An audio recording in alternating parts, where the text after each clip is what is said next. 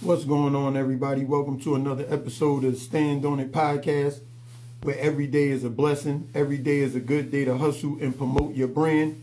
Tonight's special guest, New York in your city. Yeah, y'all see I got the merch on, supporting. That's not how it goes. You gotta support those who support you. Also, support is free.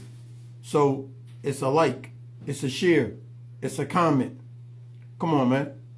Do what you got to do. Help your people get to where they trying to get, the top. Also, invest in yourself, believe in yourself, and make it happen. That's all you got to do. Is it going to be hard? Yes. Is there going to be doubt? Is there going to be haters? Yes. But it doesn't matter, because at the end of the day, you're doing what you got to do to change your life. And that's what it's all about. My guest is already in the building. I know what's up. Stand On It podcast. I appreciate you guys' support. Make sure y'all go like, comment, and subscribe to the YouTube channel. Also, make sure y'all like, comment, and subscribe to my guest, New York in Your Cities channel. And, let's just keep the positive vibes, mentality, all through 2021.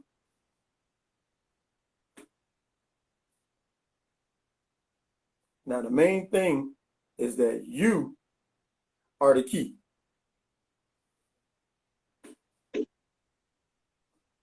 Yes, sir. Hold up. I know this is your show, but Yes, sir. I got to do it right. What's up?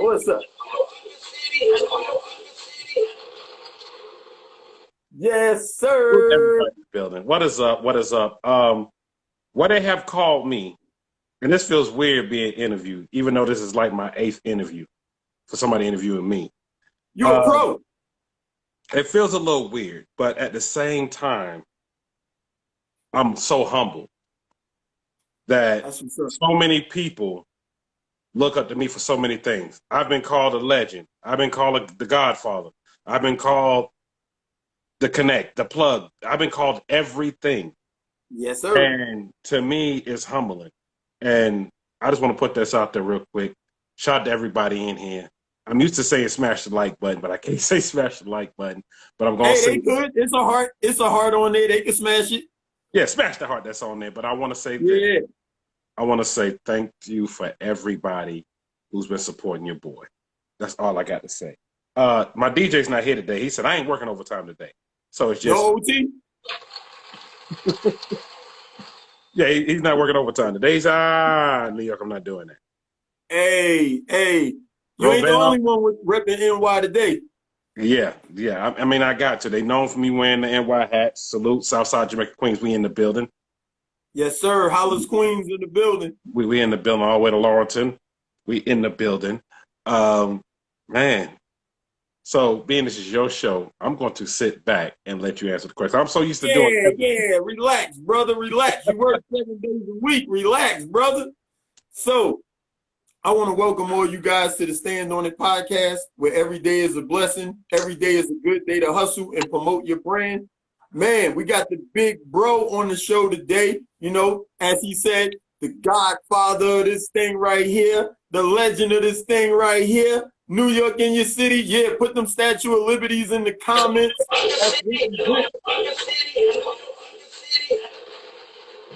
It's full New York representation in the building today. The real New York. What's going on, sir? Man, what is up? Like I said, thank you for bringing me on. It feels a little weird doing the other side because it's been a minute since I've been interviewed, but I'm loving it. I'm loving what you're doing. Stand on the podcast. Salute to you, bro, for doing what you're doing over there. You're doing it your way. Like a lot of people will say, hey, New York started this, New York started that. I'm like, look, y'all may think I started whatever I started, but it's people doing things their own way. And not only that, they're giving inspiration to other people coming up. They're giving motivation to everybody coming up. What up, Envy My Cat? What up, Lefty? I see in the building. What up? What up, Robel? What up, Miss Lily? I see all my folks in the building. Salute, salute. Yeah, hit the heart. And then for those that's going to be watching on YouTube, smash the like button. That's all I got to say. Yeah, make sure you guys go over there, like, comment, subscribe to the Stand On It Podcast YouTube channel. I know a lot of you guys are already like, comment, and subscribed over there to New York in Your City Live Podcast. Let's support each other. You know, we can do a follow for a follow. We can do a subscribe for a subscribe. Let's get these numbers up, everybody. If y'all not, y'all please follow. And also, shout out to Nurse Crosby in the building. I see all my folks coming up in the building. Not only just that, the New York in Your City merch is available. Yes, it is. Yes, sir. And I had to represent. Yeah, shout out Demonology in the building. Salute, Demonology. I got to give you a call this week so we can go ahead and set up that what we talked about.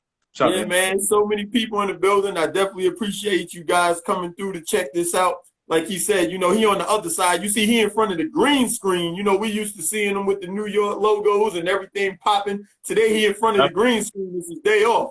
Yeah, it's just plain green today. And I don't even consider this a day off because I've done 2 lives today for World of Wheels.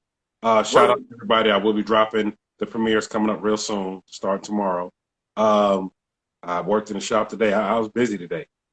So it was really no days off at all. Hey. And for those that don't know, also, April 10th, it is going down. Get your tickets, demonlounge638.com. Your boy's going to be in the building. Lodge's going to be in the building. Most of the people ain't going to be in the building. Go get your tickets. Don't wait till the last minute. Get your tickets ASAP. Yeah, definitely coming to Dallas. Definitely coming to support. Like I said, my first event was that YouTuber call out in Memphis. And I met a lot of you guys, man. And y'all showed me so much love. It was a great time. Like I said, I met Lucky, I met Stunner Reese, I met you, I met G Money, I met Dre Way. I met so many people out there. And that was my first event I had ever went to as a YouTuber, getting into this. And I didn't even know what I was going to do yet. You get what I'm saying? I didn't know if I was going to do a podcast. I didn't know if I was going to work on the Q50 I got. I didn't really know what angle I was going to go with. And it was a good look, though, because the energy that I felt at that event is what inspired me to say, you know what? I'm going to jump into the game, get my feet wet, do some networking, and really just level up the brand. Right. Shout out to everybody. And Shane, now, our Daily Juice, my merch man is in the building. Salute, salute. Shane. Our Daily Juice. Robel, the merch is fire, brother. The merch is fire. Real quick. Shout out to Dre Way. Made it happen last night. We didn't let nothing stop us. We ended up doing a 2-part live. It's out there. Please go check it out. Oh, yeah. His first time ever telling his story on a podcast, and he did it on New York and Your City Live podcast. Bro, those numbers. Woo! Them numbers looking good, bro. Them numbers looking real nice over there. I'm just blessed that they are. They're growing real fast. I'm just blessed that they are. What up? What up? What up, Mook in the V? I see in the building. Salute, salute. Yeah. Salute to everybody. Salute to everybody joining in, man. We definitely appreciate you guys tuning in.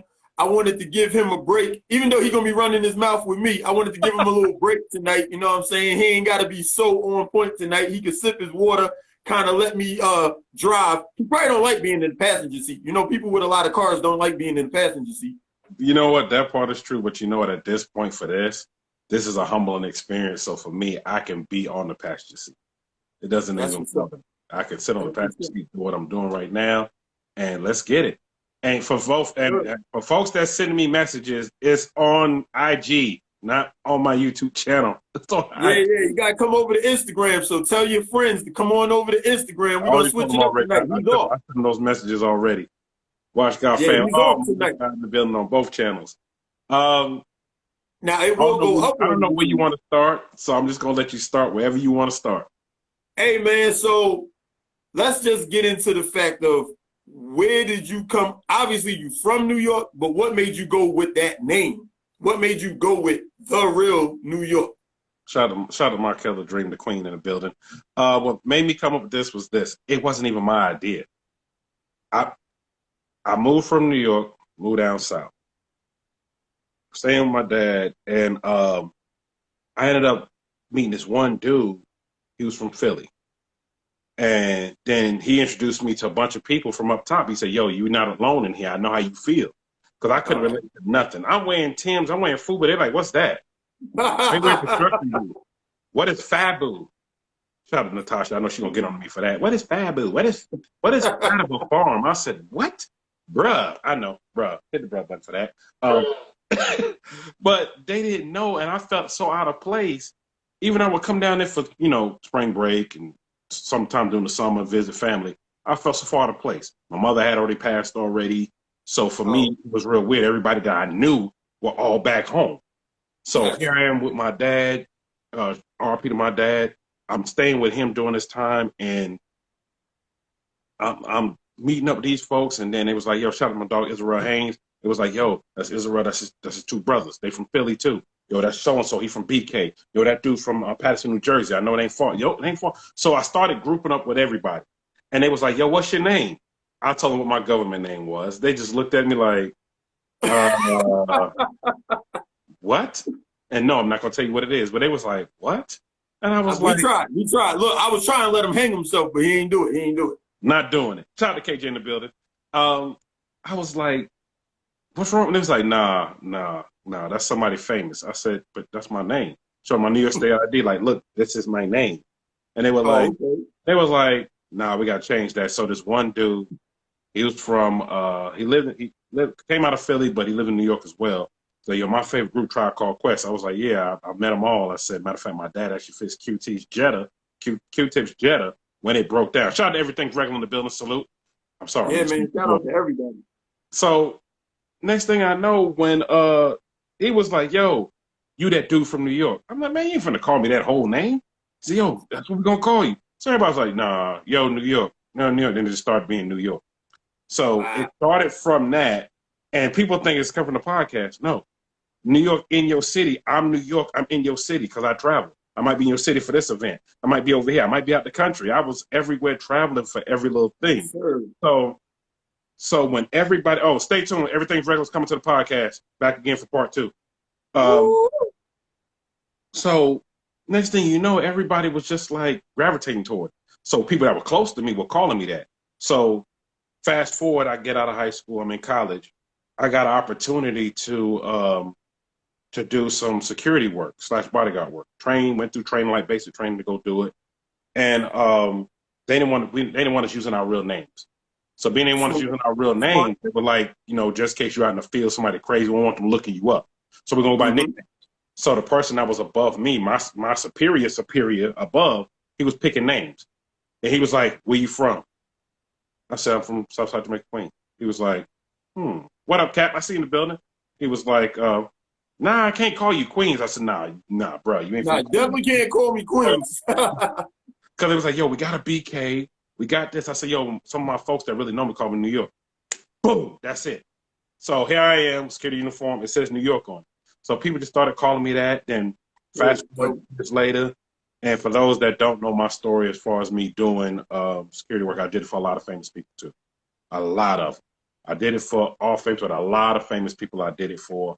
I'll go down the list here in a minute, but let me just keep going with the story. So fast forward, join the motorcycle club. So, yo, what you gonna go by? Everybody call me New York. Boom, we don't have a New York, that's it. And I made it a whole name. I mean a big whole name. Yes, Demonology Showdown is about to go down. So I made it a whole big name, and shout out to Ma DeFame. He was like, yo, I'm still here in New York, or right around there. How you get named New York? I said, bro, it was given to me. And he was just like, wow. And it just stuck me. It stuck me so much that now nobody calls my regular name. Like people that really know me. Like people that really, really know me, they're like, yo, New York. I'm like, that's cool. Let's get it. Let's get it. And it's a brand. It's a brand. Yeah, and it fit perfect because the whole time when I moved, every hat I had on was either Yankee New York fitted or Mets fitted. But majority of the time it was a Yankee. Everybody said, you from Queens? I said, yeah, but I grew up watching both and I fell in love with the Yankees. That's just it. Yankees was always my team. New York, me too. SRT probably, I know what you mean. Salute. Shout out to SRT God in the building. Shout out to everybody in the building. Sorry, I'm so used to saying that so much, everybody in the building. It's all good. But, we chilling. Yeah, but so during that time, the name just stuck. And then I came with the idea of doing a podcast, and I was like, I can name it anything I want. And I'm like, yo, why not just be yourself? You always yourself anyway. Be yourself. Don't come with no gimmick. Don't come with anything because people follow gimmicks for a minute and they just phase off. Exactly. You are New York. That's you. And you always travel the city. So it just came up. I said, New York in your city. Boom. Okay. Shout out to Marie, shout out to Real to Real, shout out to Lucky Wizard, and shout out to a handful of people I hit up, let them know what I was doing. It was like, yeah, do it. Shout out to G Dog 803. Shout out to Bat 96 Chevy. Them two right there were on me about doing YouTube for years because I knew the background. I've done contract work for the two guys that own YouTube. So, oh wow, yeah, that's crazy. Yeah, I did IT. I know I'm kind of going all over the place, but I did IT stuff for them. So I met them and the lady basement they started, garage they started in. And she ended up being the president of the whole thing, and they got to deal with Google, and I was doing stuff for Google and stuff for them at the same time, and it really, really got me behind the scenes where I knew what was going on, and I knew it wasn't a joke. Like, this is real out here. This is real. You really do YouTube, really do pay, you really do that. Yes, sir. So for me, you finna go to the showdown. Shoot, I'm going to the showdown. I ain't got trust but to beat. I'm part of the committee. I'm about to say he's one of the organizers. He's one of the people in it. I'm gonna be right there commentating. I'm in charge of all the races, so stay tuned. Anybody that's calling on anybody, breaking news. I was gonna break it on here Monday. Monday the bracket goes up, showing everybody who's calling everybody. Woo! Monday That's gonna be serious. On the show live. Monday on the show, 7 p.m. Central, 8 p.m. Eastern time. I will be posting everything on. That's all we're gonna talk about the whole show. Period. That's what's up. That's gonna be lit. That's gonna be lit. That's gonna be part 1. Part 2, stay tuned. I don't want us to give up too much information yet. Stay tuned. So hey, I appreciate that. So let me ask you, what made you decide to do the podcast live? Like, what made you not pre-record it and edit it and then put it up? What made you go with the live energy? I wanted to be so authentic, and I wanted people to connect with it and not be watching the recording. Think about it. You watching, I'm not going to name any show, but let's say you watch your average show, and because I don't watch that much TV like I used to. So you watch your average show, and you're like, oh, man, I got a question about that. Well, how are you going to ask the question about it? You going to send an email and they respond back 2-3 weeks later? Exactly. No. And this is how I came up with the concept of the podcast. I was watching a certain somebody, and it was a group of them, and they were live, but people were cash apping $1,000. First time I seen they were super chatting $1,000. First time I seen a super chat $1,000, $500, $250 with questions, and they weren't even answering. So I'm like, wait a minute, they not answering. You getting all this money? Yo, it was July. I never forget. It was in July of 2019. I'm laying in the bed, and as I'm laying in the bed, I got TV on, and I turn off TV. I lay down, literally like somebody slapped me in the face. I woke up. And I said, got it, I'm starting a podcast. I said, I can do it better than they doing. Because they weren't even doing a podcast, they were doing a talk session. Oh, and okay. I saw nobody was doing what I was doing. Like, I researched, I didn't see anybody doing what I was doing. That was July 2019. I said, okay, I'm not going to just jump out there. I literally grabbed a pad. I literally started writing. Okay, I got to come up with a blueprint. Okay, I got to come up with this. I got to come up with something that stand out. I got to come up, we're going to do it live. We're going to include people in it. We're going to interview not just big YouTubers, but YouTubers I see out here doing something that's on the come up. And I talk about this all the time. Shout out to my dog, Camera Cat. I interviewed him. He had 1,000. He had just hit 1,000 subscribers and wasn't even monetized. He's at and like nobody knew he was. Josh Trump just got monetized. He had a few 100,000. No, he didn't even have 100,000 subscribers. I think he had like 30,000 subscribers. But a lot of people didn't know who he was. As a lot of people I've interviewed and brought so people would see and get to cherish what I cherish, get to like what they like, and get to see what I see.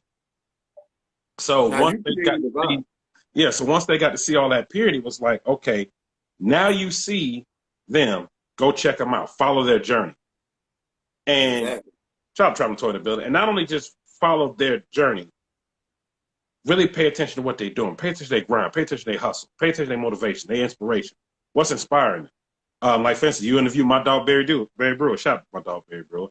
Super cool. I interviewed him December 28th of last year. Right after Christmas. So a lot of people didn't know. We already knew one another. So we were just chopping it up. And then I was telling him, I said, yeah, because I know Jay Ali. Shout out to my dog, Jay Ali. He's been on the show.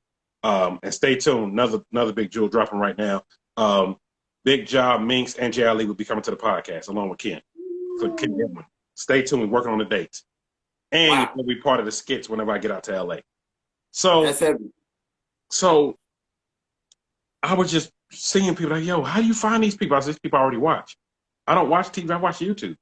I watch maybe Snowfall and a few other shows, but that's on demand. I'm normally watching them on demand. I catch up. My whole thing is on Friday, I wasn't doing a podcast on Friday. When I started the podcast, it was 1 day a week.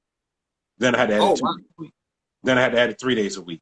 Then I had to add it 4 days a week. Then that wasn't enough. Then I had to bring 5 days a week. Then for 1 month, I went 7 days. I went straight for the whole month. For 32 days, I went straight because I had guests that was trying to get on. I had to work with their schedule. Okay, boom. Yeah, yeah. This is what we're gonna do. Boom. This is what we're gonna do. And then now, as people have started to see, somebody hit me up like, "You got a live today?" No, but on Saturdays, I'm leaving that open for my folks in the UK, Dubai, New Zealand, Liverpool, Cambridge. I got all those folks that I know out there. I got a bunch of guys coming on that was in Tokyo Drift as extras. They're in Japan. They're coming on. So I talked to them, what was that, a few days ago, and they're actually a day and a half ahead. So I had to plan it. Like, look, we're going to do it on this. It's Saturday here. At this time, I know over there it's that time. Okay. So they were like, okay, yeah, we can do it. Because, YouTube is worldwide anyway. So that's dope that you taking the culture worldwide and giving us that international flavor. You bringing something new to the game. It's like, even though you 400 plus episodes in, you still adding to the recipe and just making it that much better. So I salute you for that, bringing something new to the game. Yeah, 400 episodes, 400 plus episodes in it, a year and some change of doing it. Interviewed probably about 500 or 600 guests somewhere along in there. I didn't keep count because I was doing 2 and 3 at a time. Like, I would have one show and one person would come on, they do their time, somebody that's coming right behind do their time, and I said, you know what, this ain't right. Let me space this out. So now I started spacing it out. And I also have somebody from Jamaica coming on real soon. So stay tuned for that. Shout out to our Daily Juice for reminding me about that. And I went ahead and hooked that up.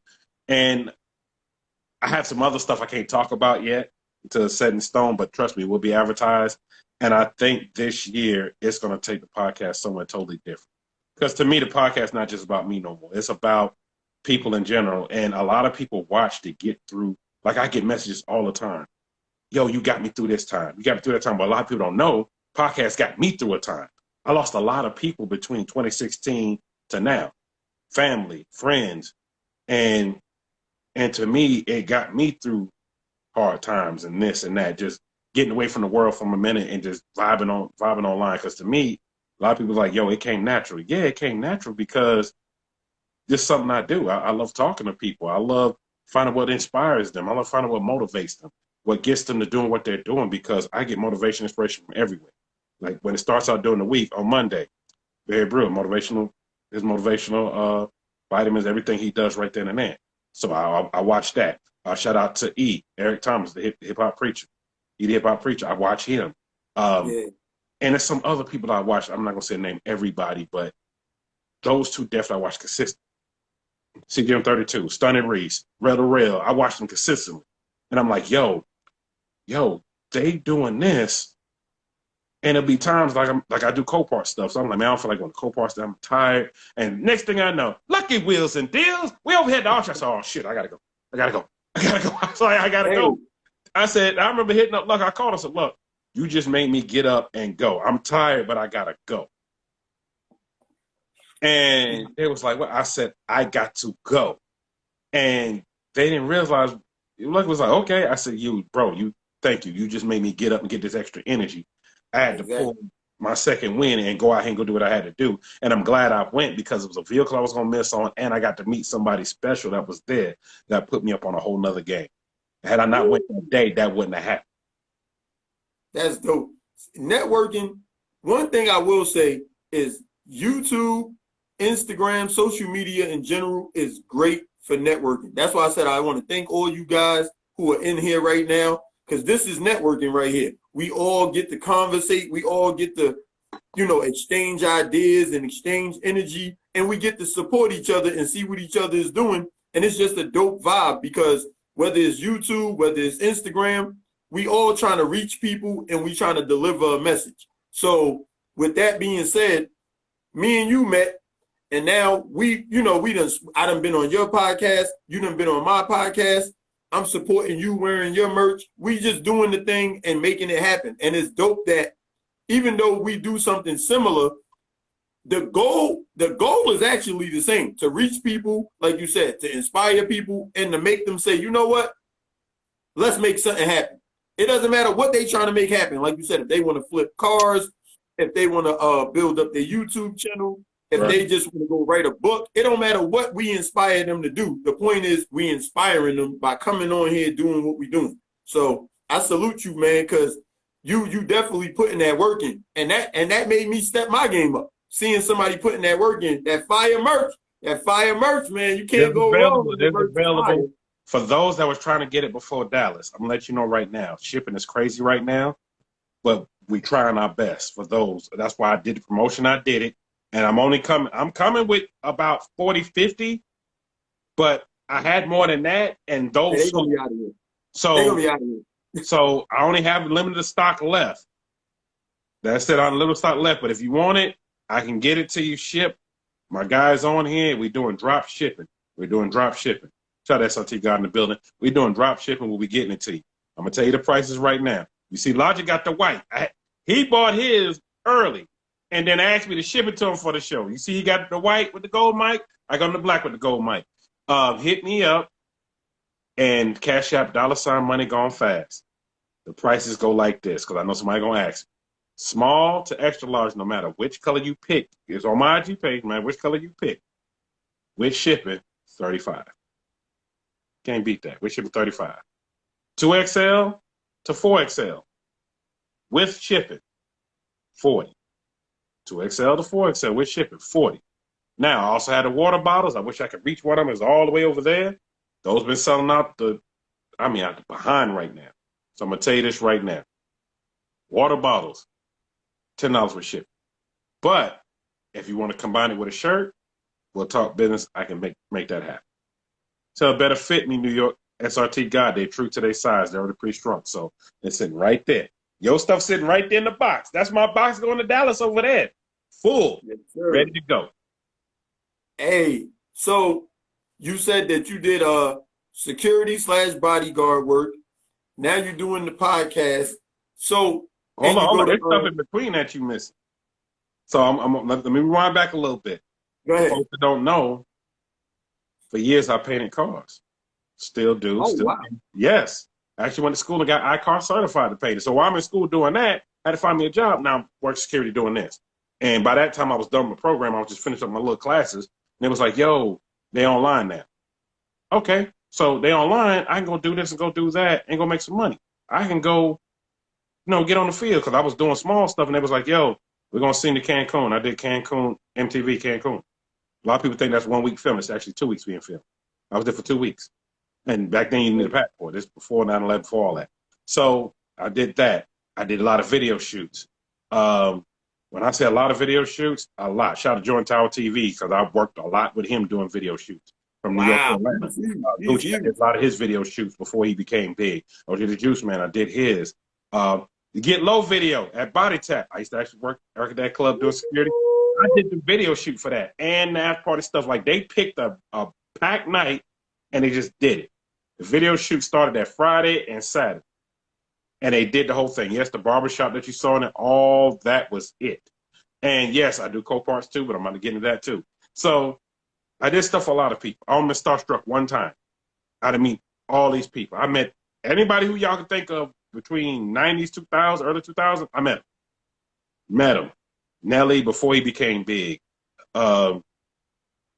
Kelly, met him too many times. Busta Rhymes really cool as ever.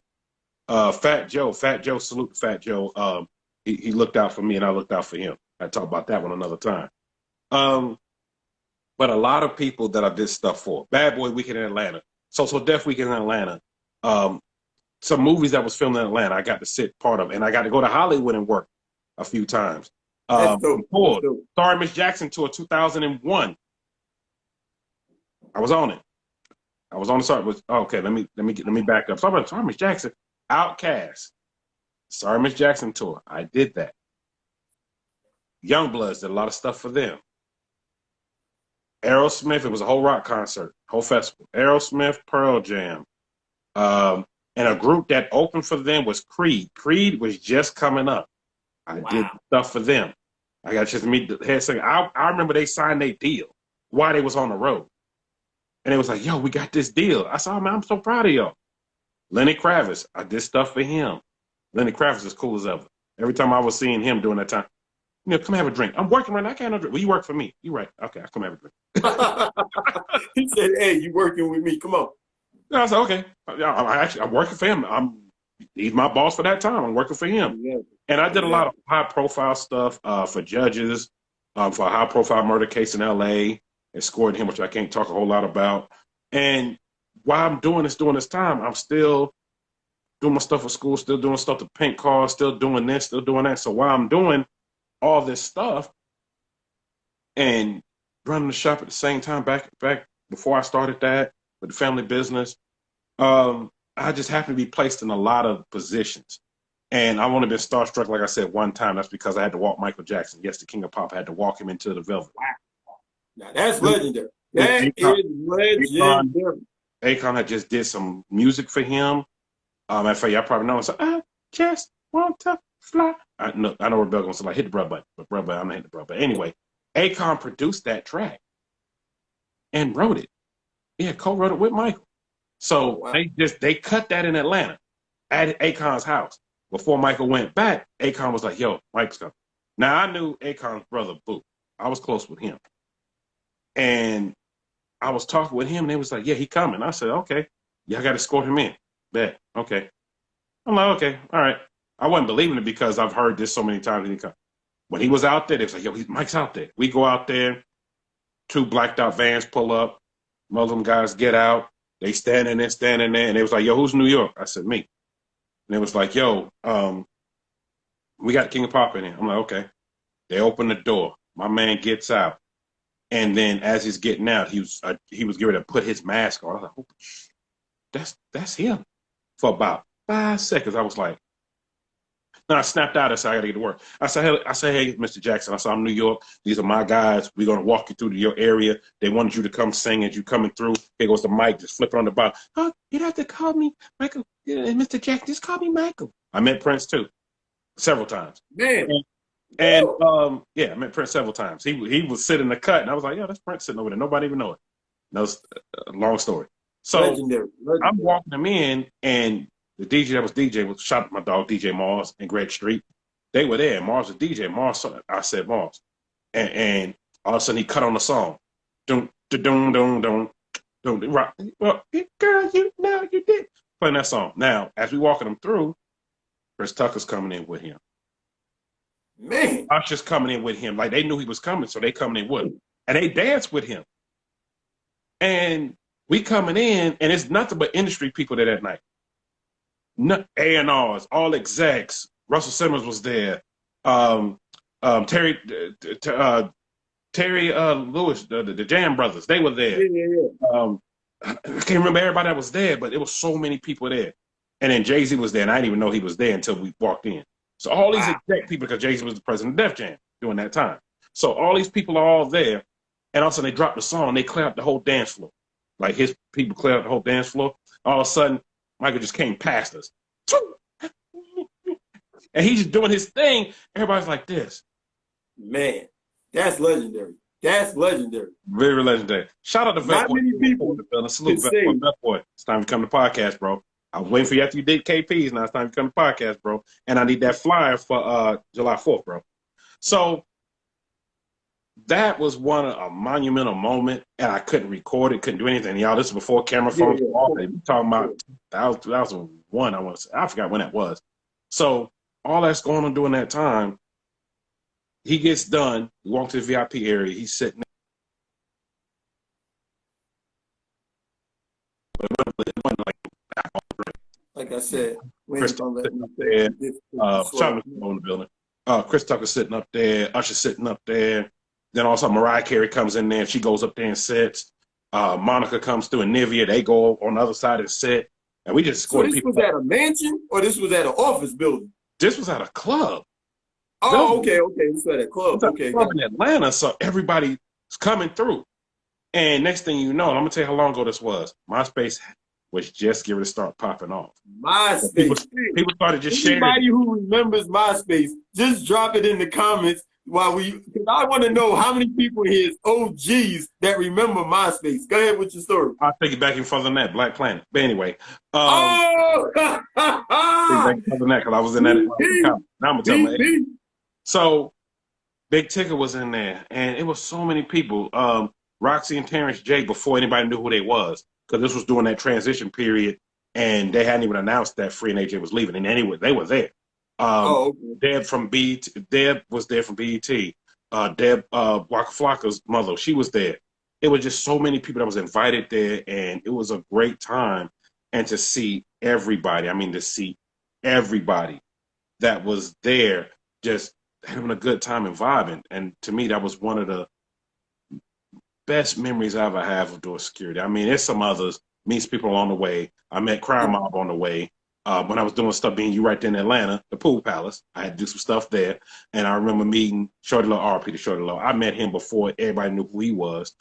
T.I. would come through a few times. And see, Crime Mob, I remember meeting Lil Scrappy. I remember Lil John was bringing Lil Scrappy everywhere with him, like, yo, this is the next best thing, this is the next best thing.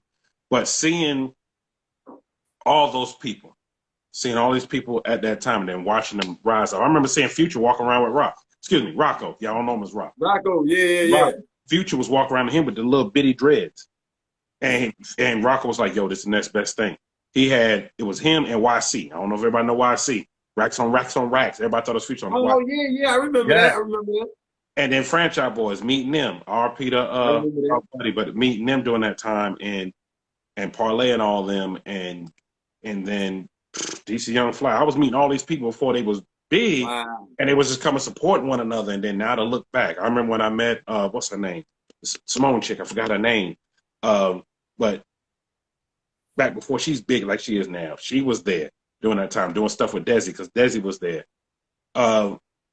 Just a lot of people that I met during that time, and then I knew one day they would just blow. And also doing some work for Tyler Perry, I did some of his plays. Wow. And he was huge. He was huge with the plays. Huge. I remember he had it booked for Thursday, Friday, Saturday, Sunday plays. It was 2 on Sunday, 2 on Saturday. And they messed up on the flyers and nobody showed up on Thursday.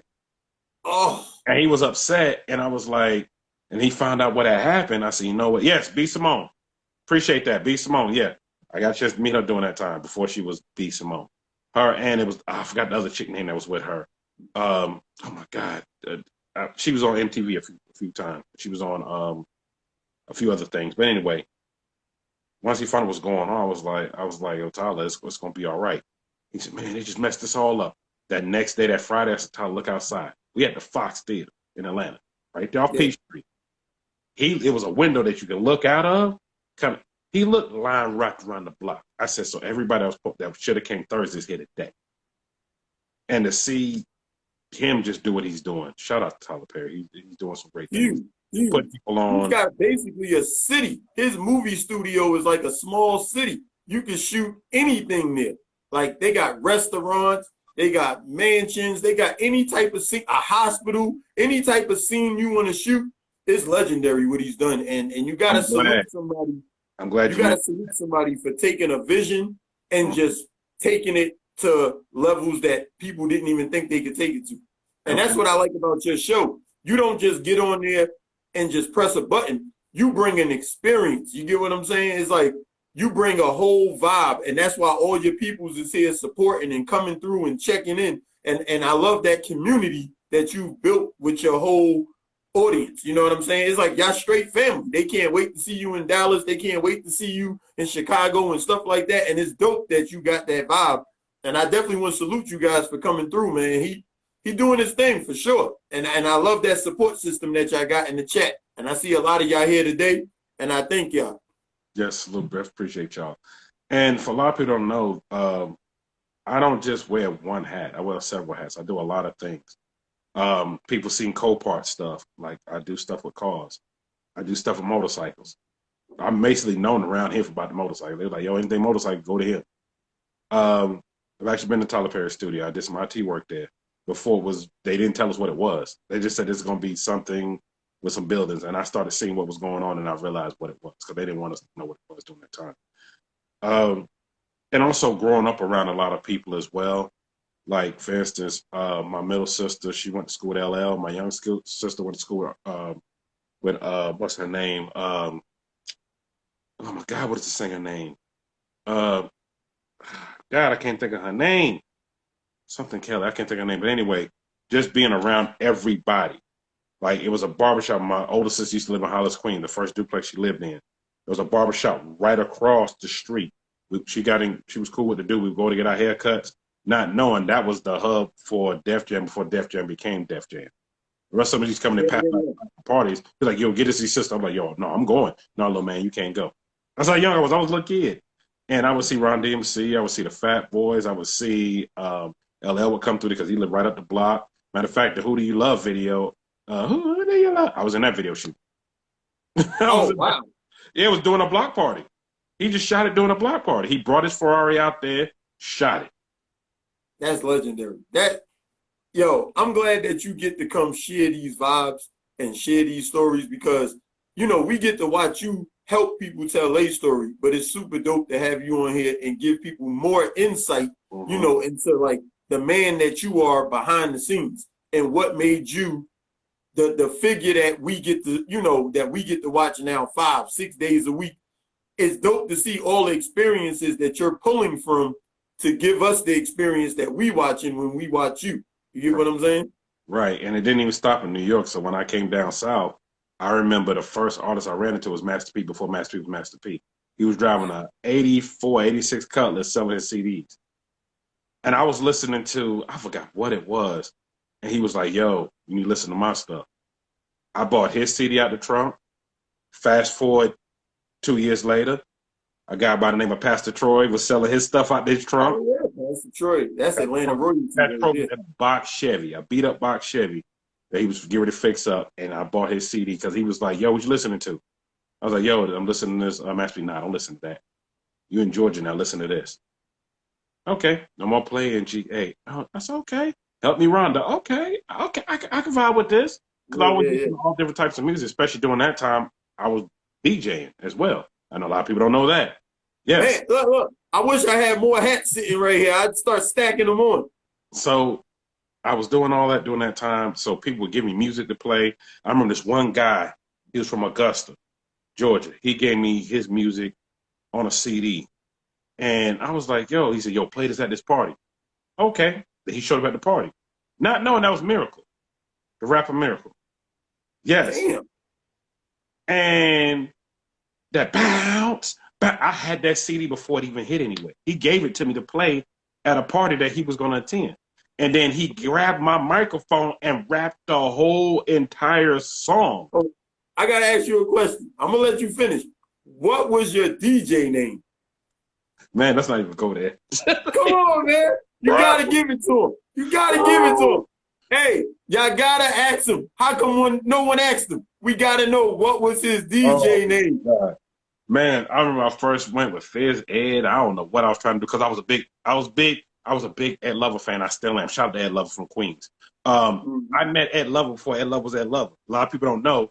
At Andrew Jackson High School, where my sister used to go to school at, right there in Queens, right there in South Jamaica, Queens. Same school 50 Cent went to, same school LL went to, because my sister was in class with LL for all the class till he left. The craziest thing with that was Ed Lover was security guard. And I used to come through and go, wow. Yeah. And he would see me, look, man, where you going? Oh, here you go again. You going to the cafeteria. Man, I'm trying to go to the snack machine because everything in there was 25 cents. Just how long ago this was? This was 86, 87. Everything was 25 cents. And I said, and then you go to the stand, it's 10 cents for a pack of Sour Powers. Look, y'all don't even know what that is. Y'all call it Power Straws, but in New York, we call them Sour Powers. You got $25. So I'm like, yo, they got them in here for 50 cents for $1. He was like, well, man, you know I can't let you in here, but you know what? I'll let you get that because I know you coming to get your sister from out of, my sister was in choir. I know you coming in here to tell her that you and your mom's outside. I said, we outside. Fast forward, he was doing promotion for MTV for Cancun. This was in 2000. I was there. And, no, excuse me, this was 2001. Dang, yeah, it was 2001. I was there. I mentioned that to him. And he said, yeah, you was the little chubby little kid that come and try to get all the snacks. That was me. I said, oh, my God. He said, yeah, you ain't a little chubby kid no more. I said, no, I'm a grown man now. And he was like, man, That's crazy. Because he saw my thing said New York, and even LL saw it. I said, yo, you try to hop. Never mind. I ain't going to tell that story. But back in the day, he used to try to hit me up. So anyway, shout out to Dan Tanner Music. Shout out to Tanner So Lit in the building. Y'all know Tanner So Lit is responsible for this. Oh, wow. For real? Grammy-nominated producer, doing big things, always been doing big things. He's worked with Jill Scott. He's worked with Twista. He was on Twista's team. Now he's doing something real big that I can't really talk about. Y'all just stay tuned. He's the one that did the whole New York and Your City thing. He surprised me with that. Wow. Salute. That's legendary. That clip. That clip is your signature. That's your signature. And I remixed it to that, but he did it and just hit me up and was like, yo, New York, check your email. So what's this? Yo, listen to this track for me. Because sometimes you send me tracks to listen to. I'm like, yo, that's dope. And shout out chosenbeats.club. Go in there and get your free copyright beats. So I was like, okay, cool. I'm listening to it. I was like, okay. Stand up Chevy Gang and Mo Park. Okay, I can vibe to this. And all of a sudden I heard, with New York in your city. I took off running like I won the lottery. Yo, I was going nuts. I was going nuts during that time. I called him. I didn't even listen to the whole song. I called him right then and there. I stopped it, called him. Yo, Tanner, yo, this is it. Yo. And I said, right then and there, I stopped everything I was doing. And turned around and did my intro. Changed my intro from the folks that know me from the ice cream dance. Changed the whole intro. And you had the intro you see now was another one. Changed it. And then dropped it that night. Hey, doing the podcast. It was meant to be. That was perfect. That was so perfect. And man, I never forget that. Salute to Tanner, bro. That's my bro right there. That's family right there. It took me on a whole nother level. And then the new year to drop a whole different one at the beginning of the year. And shout out to Free Smoke because they was my guest for the beginning of the year of this year. I brought them on. And to let people know, because people was hitting me, yo, they got they doing, they're doing their own thing. They're doing their own thing, so let them do what they're doing.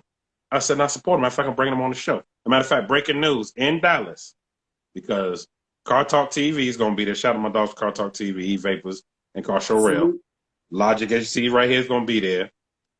Free Smoke is going to be there. Shout out to Garage Driven. Shout out to Modern Day Muscle. Shout out to my dog, Fat Cat.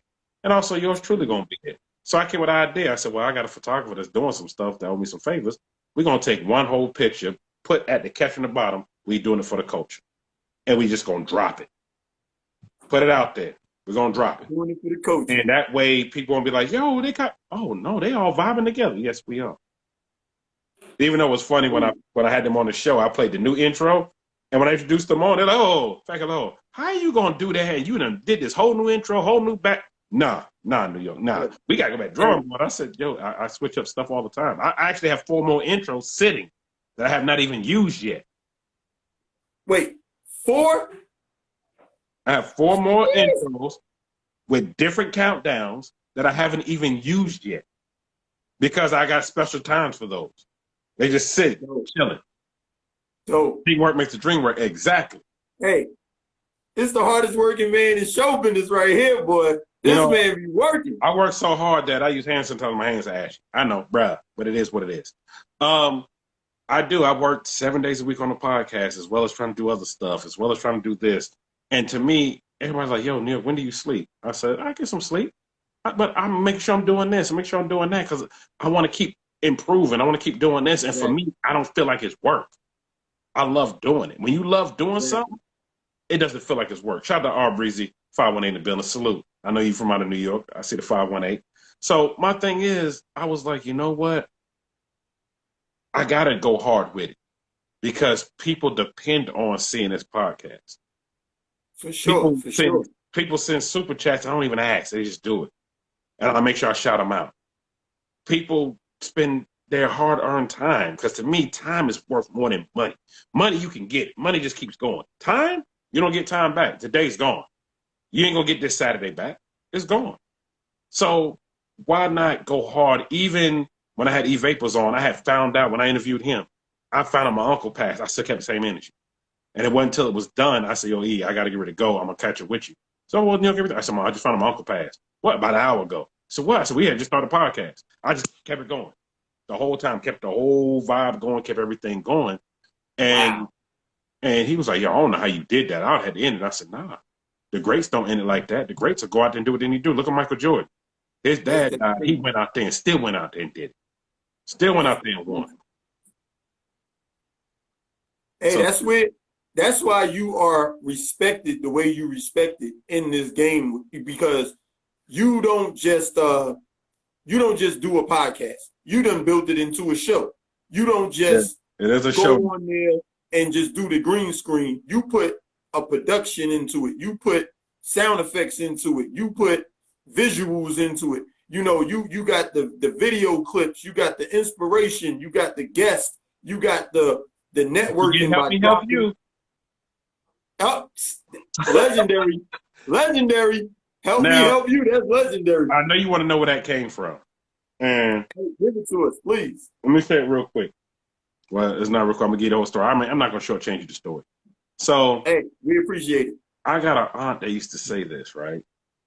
She used to say to my cousin that was older than me, help me help you. Why are you acting like that? Why are you cutting up? Why are you doing this? So I was like, yo, I want to add some comedy too. I got to find out how to do this. And y'all's coming up on a year anniversary of Help Me Help You. And shout out, I got the Help Me Help You line coming up real soon. And some more stuff. Also, breaking news. I got the ladies night line coming out, which I'm going to talk about that real quick in a minute. Martin. I came with the idea, and I said, you know what? Help me help you. We're going to try to help these people out. We're going to laugh at it, because it was during a time where literally this is what happened. Everything shut down because of the epidemic. People feeling bad. So what can I do? What can I do to make people laugh? Because now a lot of people don't have nothing to laugh about. People getting laid off. Right. People ain't making money. People are catching the beer flu, as I call it. Shout out to my techie folks that came up with that name. People are catching this. What can I do to basically add to this to make people laugh, to make inspire people? What up, Five Tone? I see you in the building. What can I do? You right, Robel, grind don't stop. So I'm like, what can I do? I added, I said, let me take some of these skits. Let me take some of this, some of that. So when I did it, I didn't even announce it. I just said, y'all, I got something new coming to the scene. Help me help you. Will we try to help as many people as possible? We can't help everybody. It was like, what is this? Soon as I started playing it, people fell out. When I knew I could make Barry Brewer laugh, I knew I was on to something. And this is months down the road. Yeah. When he laughed, he was contemplating, I can't laugh at that. I said, I got him. I said, I knew I got to keep this going. And he said, bro, we going to hell for this because we laughing at this. I'm like, look, we got to laugh at it. Because at first I was going to call it the bruh segment. But I was like, nah, let me not do it. This is before the bruh TV show came out, which I'm glad I didn't do that. That would have been copyright. So I named it to Help Me Help You. And I was like, look, we're going to try to help some people out. Because when you look at Help Me Help You. And shout out to my aunt, because she hit me at one time and said, New York, you need to give me some royalties for that. YouTube make $1 million. I ain't making $1 million, not me. But it's coming. Yeah, it's coming. But the thing about it was, once I did that, people grasped it the first time. And then the next time I came with something different, it's not the same stuff every time. For those that have never seen, it's not the same stuff every time. I might bring back some stuff because people request it.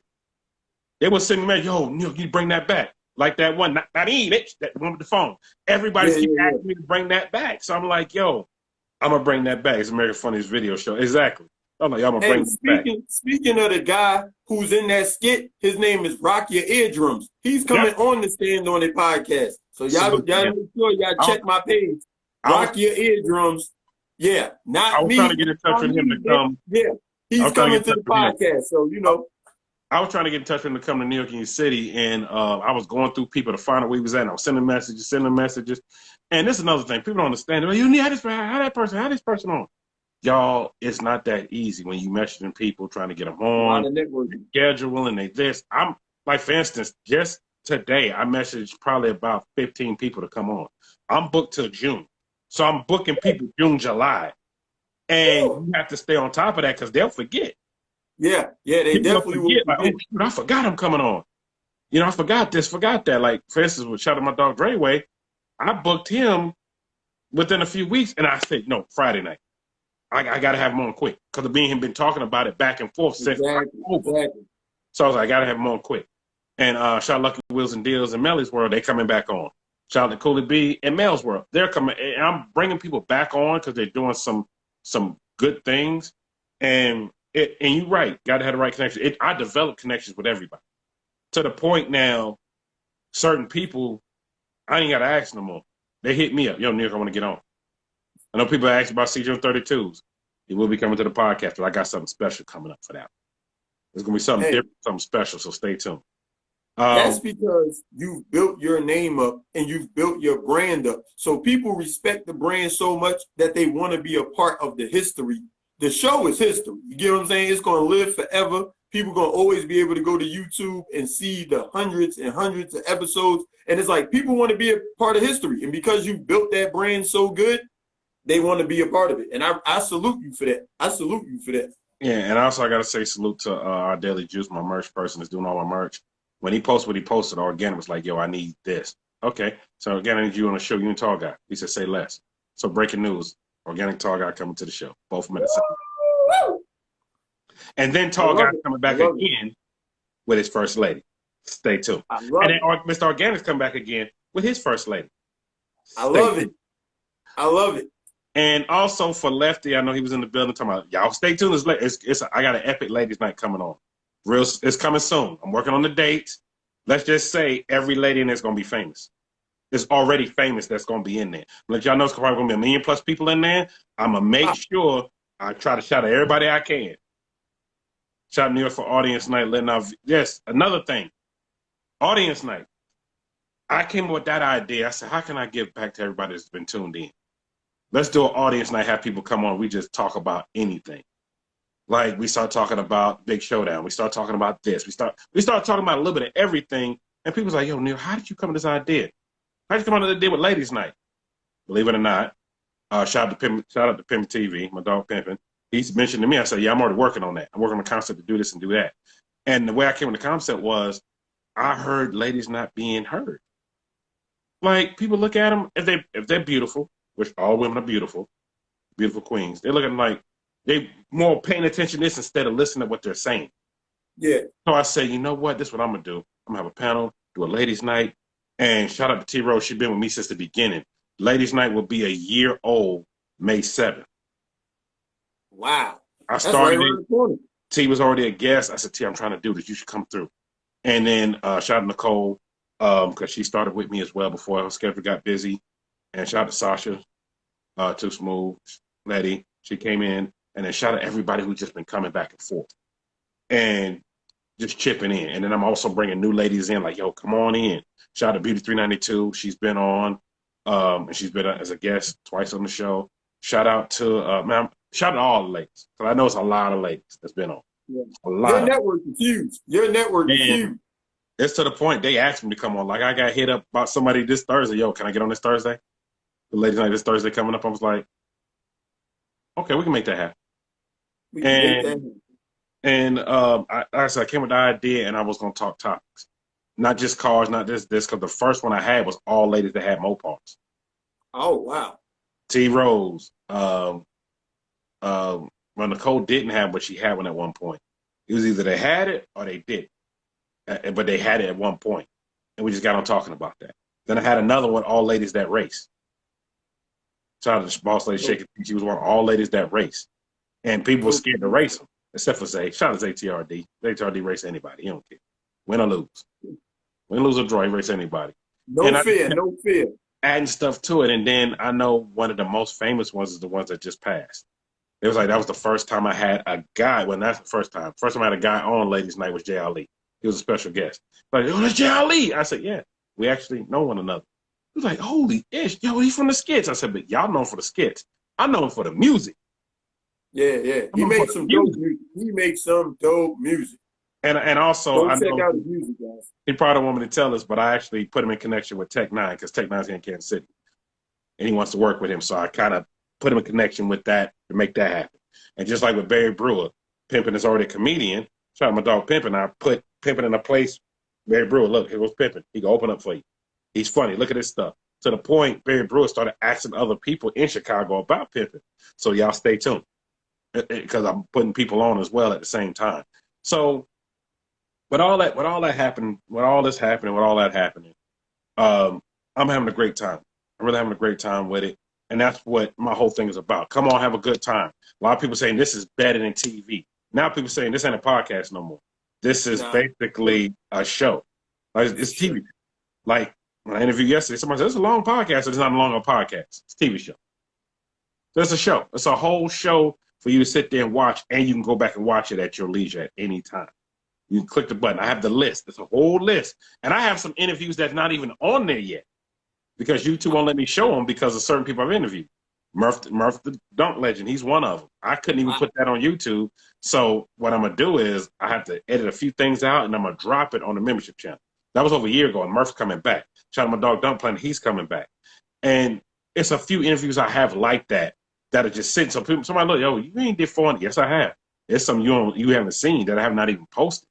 I did them live and took them off because I had to go back and fix some things. And I dropped some jewels the other week, which I'm going to drop on your show as well. Ryan from West Coast Customs, he's coming to the podcast. Coming to the podcast. Chip Fuchs, I'm working on that. We're working on a date. He's coming to the podcast. Jesse James himself is coming to the podcast. Legendary. And then also more breaking news. I don't even know how to say this because this is somebody I couldn't wait to have on. I'm just gonna let people guess this for a minute. One of the best bike builders ever is coming to the podcast. Man. And he's well known. That's all I'm gonna say. Well known coming to the podcast. That's all I'm gonna say. Well, you can post it on IG. Nope, I'm not gonna post it on there. Y'all want to stay tuned. Stay tuned. Stay all the way. He can't give you everything. He can't give you everything. And also, other people asking my SRT Bree. I'm working. Her schedule's just busy, but she is coming to the podcast. She's a busy woman. She's grinding. She's grinding though. She's grinding. A lot of people don't know. I've known her before she was SRT, but she's out here grinding. And we've even had some folks in the rap game hit me up that want to come on. Stay tuned. Stay tuned. That's all I gotta say. Stay tuned. Fire. More fire. Stay tuned. More fire. There's some folks that reached out to me and I couldn't believe it. And one of them I actually spoke to. Video chatted right here on IG. And because I hung up, I said, no, this can't be somebody playing with me. It said verified. I'm like, nah, somebody hacked their account. Dude. And shout out to my dog and shout out to sis that are both stylists in the street. They're like, yo, that's really her calling. Yes, her. It's a her. Woo. And I said, really? Tell her call me back. Tell her call me back. Tell her call me back. And finally she called back. I said, hi. I said, I know who you are. She said, I know who you are. I'm not going to tell you who it is. And she said, they got your thing playing ladies' night, and I like it. They said I should be a part of it. I said, you should. You should be a guest. She said, really? I know when I said that, people going to really find out who it is. I said, yes, really. You should be a part of it. Can I bring some friends? Exactly, yes. Please. Oh, yes. And she said, hold on one second. Had me talking to them, and she said, hold on. She grabbed another device, and it was another lady that was famous, then another one, then another one, then another one, then and I was like this, like, okay, let's schedule so we all, how many people can have? I said, let's do 8. Okay. Woo! And I'm going to advertise that. We have the date. We have the date. It will be on every platform, paid platform. I'm going to pay for the advertising, put it on. Nice. Nice. Here go Robert with the question. What's next for the channel? Stay tuned. A lot more interviews, a lot of everything. Hold on, I'm asking you a question. Who inspired you to be where you are now? Goals. Want to reach? Okay, you know who inspired me? Y'all have. The guests. The guests have been on the show. The guests in the audience. People that I've been around. And when I say people I've been around, shout out my dog Stunner Reese. That's my bro right there. He inspired me to keep push. Him and Rail. Shout out Rail to Rail. Pushing. Shout out to 728 Auto. Shout out to Tanner So Lit. Shout out to, man, I know I'm missing people. Lucky Wheels and Deals. Shout out and Melly. Shout out to Mel's World and Cooley B. Shout out to Dunk Planet. Shout out to Jay Malcolm. Yes, Jay Malcolm. Shout out to Dunk Master. I know Dunk Master in 11th grade. A lot of people don't know that. Yes, Sage. He knows it. Known him a long time. Shout out to Boots Doctor. Man, it's so many people that inspired me. It's not just one. Shout out to E. That's E the hip hop preacher. Shout out to Eric Thomas. He inspired me to keep pushing. He inspired me to go do what I needed to go do. He inspired me to, put your best foot forward. Inspired me, you Oh got yeah. to roll with it. Shout out to Barry Brewer, Motivational Mondays. That helped me get through a tough time when I lost people. Because I remember I was preparing for my dad's funeral, and he dropped Motivational Monday. He dropped it for that week, and I watched it, and I kept watching it, kept watching it. I messaged him right then and there. That was 2018. He responded right back to me. And we've been cool ever since then. I said, bro, I'm getting ready for my dad's funeral. I'm getting ready. I'm preparing for his burial. I'm trying to get this done, and you dropped this, and it relates to me. Bro, I appreciate that. I Oh yeah. appreciate that. And he was like, oh, no problem, New York, no problem. He said, let's stay in touch. Bet, here go my number. Here go my number. 2018. I started the podcast till 2020. January 2020 is when I started. Real So people during this time, support I'm real people. conversating back and forth with him, conversating back and forth, just by messages. And then I realized, oh, you know Jay Ali. Yeah, I know Jay. Okay, I'm messaging him. Next thing I know, I was like, yeah, I met Big John. I met him on the plane. 2016, I was going to a funeral. I met him on the plane. Kind of find out he got family in New York. And he knew Coco. I know Coco because she does clothes. I met her while I was doing stuff in the industry. Nice. And the thing about it is, people I met along the way, I left an impact with. That when I got ready to do this, I reached out to certain people. I met Demonology a year and a half before, 2 years before, at Mod Defame's event. I met Mod Defame because of Demon Durango. Shout out Demon Durango. When I literally came back to New York, because I wanted to go to this meet. I knew Demon Durango. He introduced Mod Defame. I met Mod Defame and his brother. A lot of people don't know Mod Defame is not one person; it's a whole group. So I met Steph, and I met the whole crew of Mod Defame, and it left an impact when I met certain people. So when I got ready to start, I was like, I'm gonna reach out to certain people. I don't want to reach out to everybody because I don't want to be chasing for clout.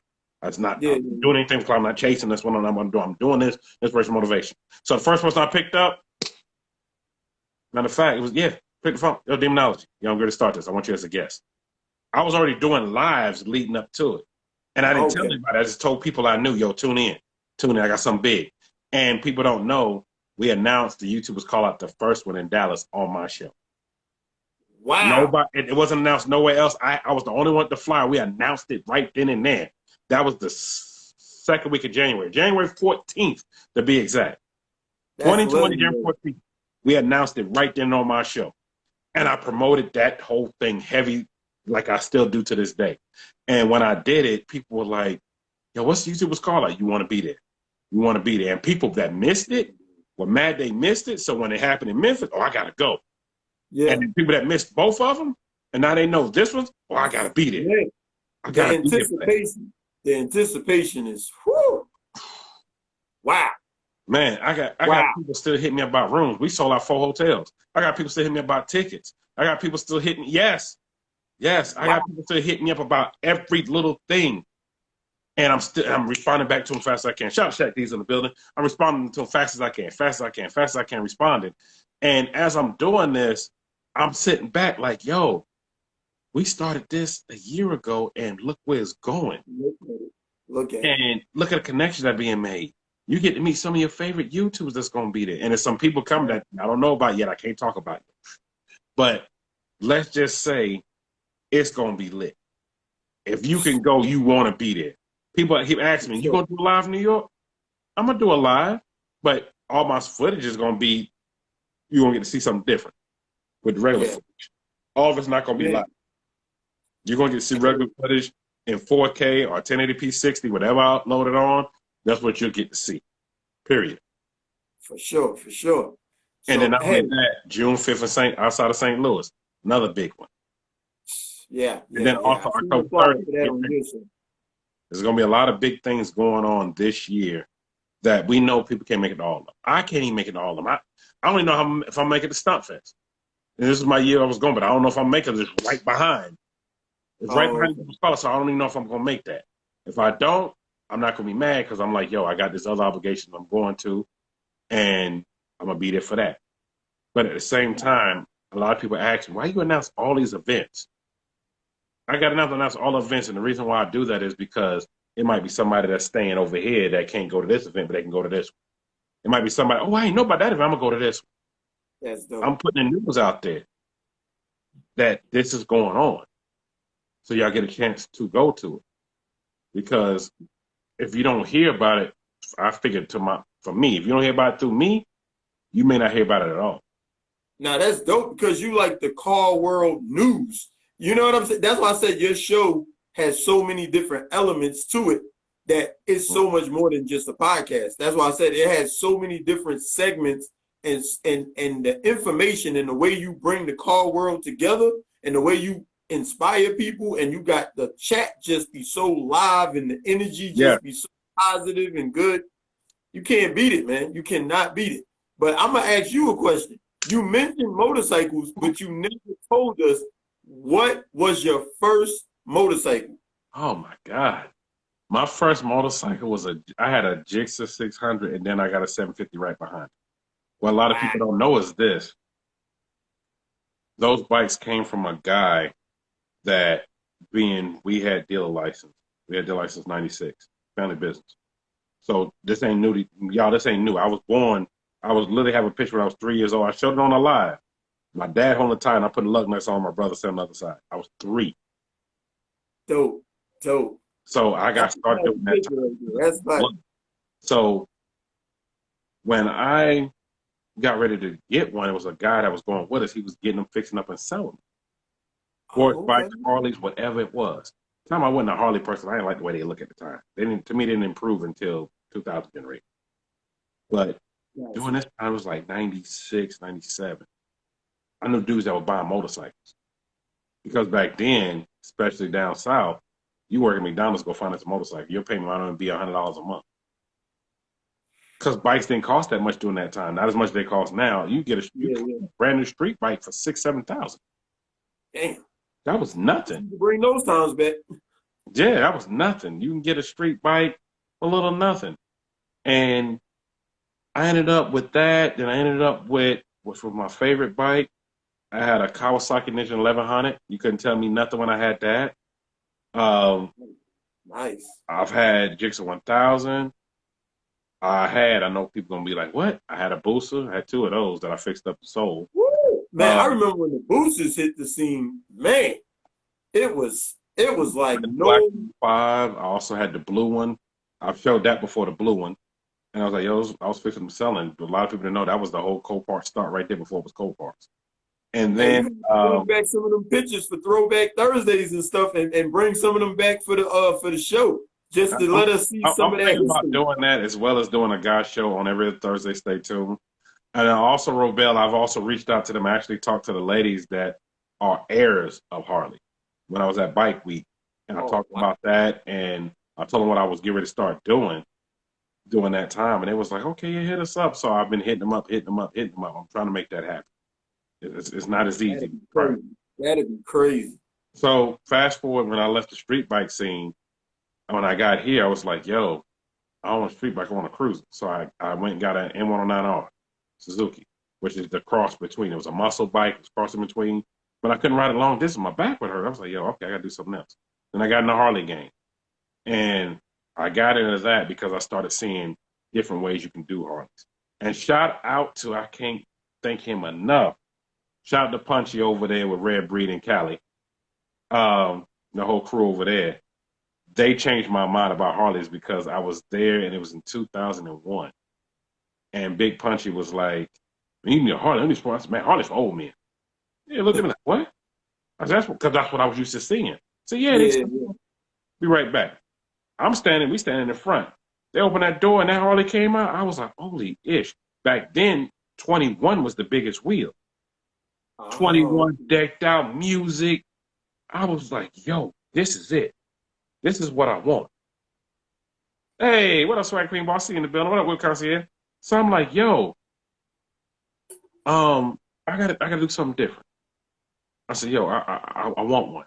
But when he told me the price, my heart sank. He was like, oh yeah, that was 70. 70 what? Okay. Think about 70K. I mean, let's be honest. That's what a Hellcat costs. But that was back then. Now, that was back then. Exactly. And that was back then. And it is some bikes being built for that. But then, as technology changed, as time come along, bike prices started going down. What up, DDS Motorsports? See you in the building. Prices started going down. And as they started going down, and I was like, okay, now it's my time. So I ended up picking up one. I got to use one. And Made it happen with that, and I still have it to this day. And best believe, Oh wow, that's dope. You and still best got it. and best believe this: if my yes, whether it's there or not, my Harley would be there too. Gotta love that. Gotta love that. So we had the bike convo. So now I gotta ask you, what was your first car? Man, you gonna laugh when I tell you this. My first car, and I love that car to death. I had a '78 Buick Mercedes. 78. Portal. I bought that car for $400 from this older lady. And when I bought it, all I needed was a paint job. Now I paint cars, so I'm gonna paint it. It had a V6 in it. I'm already gonna put a V8 in it. And the craziest thing about it was the windows wouldn't roll down. Oh man. I hope the AC worked. No AC. Oh, And she was oh a one. Oh, no, hot box. hold on. Let me paint another picture. Paint another picture real quick. With the heat index was 100 degrees that day. So what I did was this. I know that old lady, she's gone now. RP to her because I remember when she passed. I drove the car, every stop sign, every red light. I didn't even have driver's license at the time. I was 14. You don't get your license till the next year. Wait. When you got your first car, you was 14 years old? Salute. Salute. That brother had a ride back in ninth That's how my grade. dad really sold me on South Carolina when I moved down there, was because of this. And that's how I got to know Dunkmaster, because Dunkmaster had uncles that raced my uncle race. So I got a chance to meet him in Orangeburg back before he was Dunkmaster. So during this time when I got the car, I already knew my plans for it. I said, I'm going to change this, I'm going to do this, do that. And this is before things were like they were now. Kicker was the biggest thing at the time. Okay. Subwoofer was $150 a piece, but they were, whoo. I remember them kicking. And then you had the Super Blues at the time, the Pyramid Super Blues. You had all this other stuff. So here I am buying stuff. I'm working, buying. New York, you was riding dirty? Yes, I was riding dirty during that time, but I ain't riding dirty now. So, and my dad was like, where you get this car from? So I bought it from the lady around the corner. He was like, okay. I said, I'm fixing up for next year. By the time I was 15, I already had 4 cars. Wow. Because we knew how to fix them up, and I was finding them so cheap. I bought an '86 Cutlass. I paid $250 for it. You won't find that now, but we talking about 95, 96, somewhere along that, 94. Hey. And I had a 4-door Cutlass. I had a Z28 with the T-tops. It wasn't IROC, just regular Z28. And I found an IROC that was wrecked and put all the IROC stuff on it. But and I just remember sitting looking at all these cars. And I had a Cadillac, '79 Cadillac DeVille. So I was the 5th car. So I had a car for every day to drive to school. That's crazy. That's crazy. But y'all letting him ride. This man said he was 15 years old with 4 cars. Think about that. 5.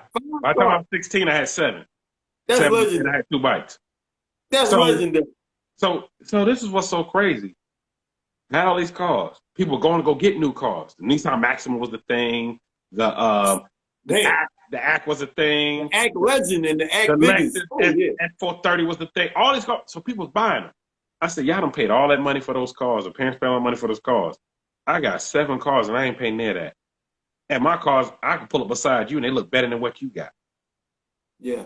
Because I did all the work myself. I did paint work. I did all this stuff. This is back when you could take a 350 and put a stroker kit on, it turns a 383 stroker or a 355. I was just taking those cars and I was just selling. Then I got the Grandmaster of them all. I got a Buick Regal out from an auction, paid $450 for it. Love that car, the 86 limited, 1 owner, and it just had a little fender bender. Took the fender off, took all out, fixed up the whole car. And that car was stolen from me years and years later in Atlanta. And I just never got over that. I always said I'm going to find another. And fast forward even through all those cars, I got a chance to, when I was painting cars, I got a chance to meet this guy and work on his personal car. And he was going out of town, so he didn't know how long it was going to take me to get done. It was put a ground effects kit on it because it had got damaged. And the ground effects kit came from Italy, and I had to paint because the paint didn't match. So for a lot of people that don't know, it was a Lamborghini Diablo. Woo. And once I put it on, he said, yo, drive it. Let me know how it is. Because he just had some work done to it. And it was a 99, no, it was 2000. So I said, I'm going to drive it. Okay. I'm driving to high school. I get pulled over 3 times and I wouldn't even speak just because they saw Yeah. it with the Yeah. top down. Yeah. In a So Lamborghini. here was the Diablo. craziest thing. Come on. Here was the craziest thing. My dad is passing by as I'm pulled over in a parking lot. So he knows the car. My dad swings around. Oh, he drive this car to school. I said, he told me to drive it. So the officer was like, yeah, we're just trying to make sure it's stolen. No, it's not stolen. So I had to call my guy, and he told me, like, yeah, it's cool. It's my car, blah, blah, blah. Okay, and they let me go. They was like, you don't take that car? No, I'm driving to school. I pull it back to school. But by this time, I put the top up. I put everything up, and the windows are jet black, so you can't see. I pull up. All my friends out there like, yo. One dude was like, New York Park's here. I said, I am him. Oh, yo, who caused this? I dropped the top. Everybody come. Ew. That's legendary. That's I open legendary. up the doors. That is legendary. Pull up to high school in a Lamborghini Diablo. Come on. I mean, come on, guys. What? So everybody wanted to be my friend during that time. And I'm like, nah, I'm good. Everybody want to ride. They want to ride. They want to ride. Nah, I'm good. I gave one person a ride. And because I was in auto mechanics, I had that the first 2 periods of the day. So I went in, chopped up with everybody, and I went straight to class. Auto mechanics teacher was like, I heard you driving something special, and I want to know what it is. I said, it's that car right there, parked right there. He said, take that cone, put it in that spot, so nobody take your spot, because it's right where nobody can park. Yeah. And bring it over. I want to look at it. I brought it over there. He looked at it. He just could not believe. He went, nothing in the hood. Engine's in the back, sir.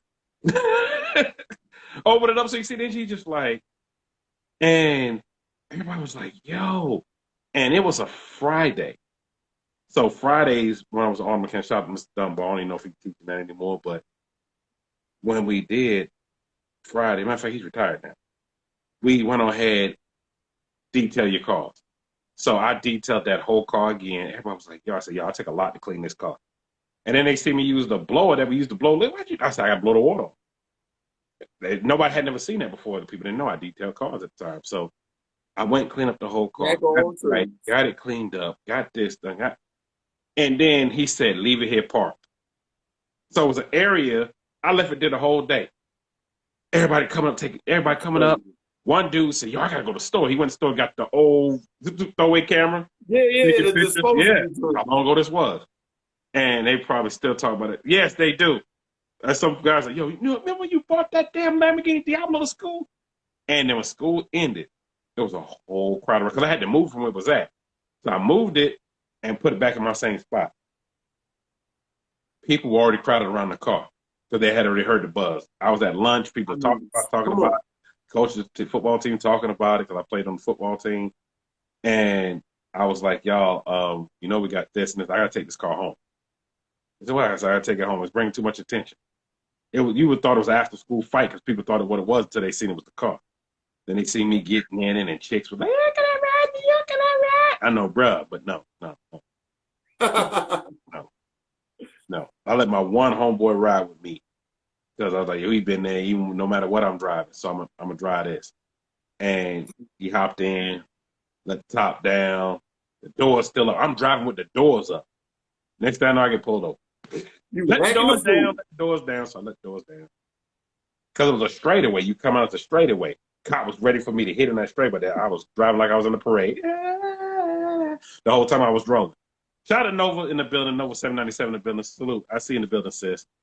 Shout out to Manager Radio. I see you in the building. So the whole entire time, I drive the car.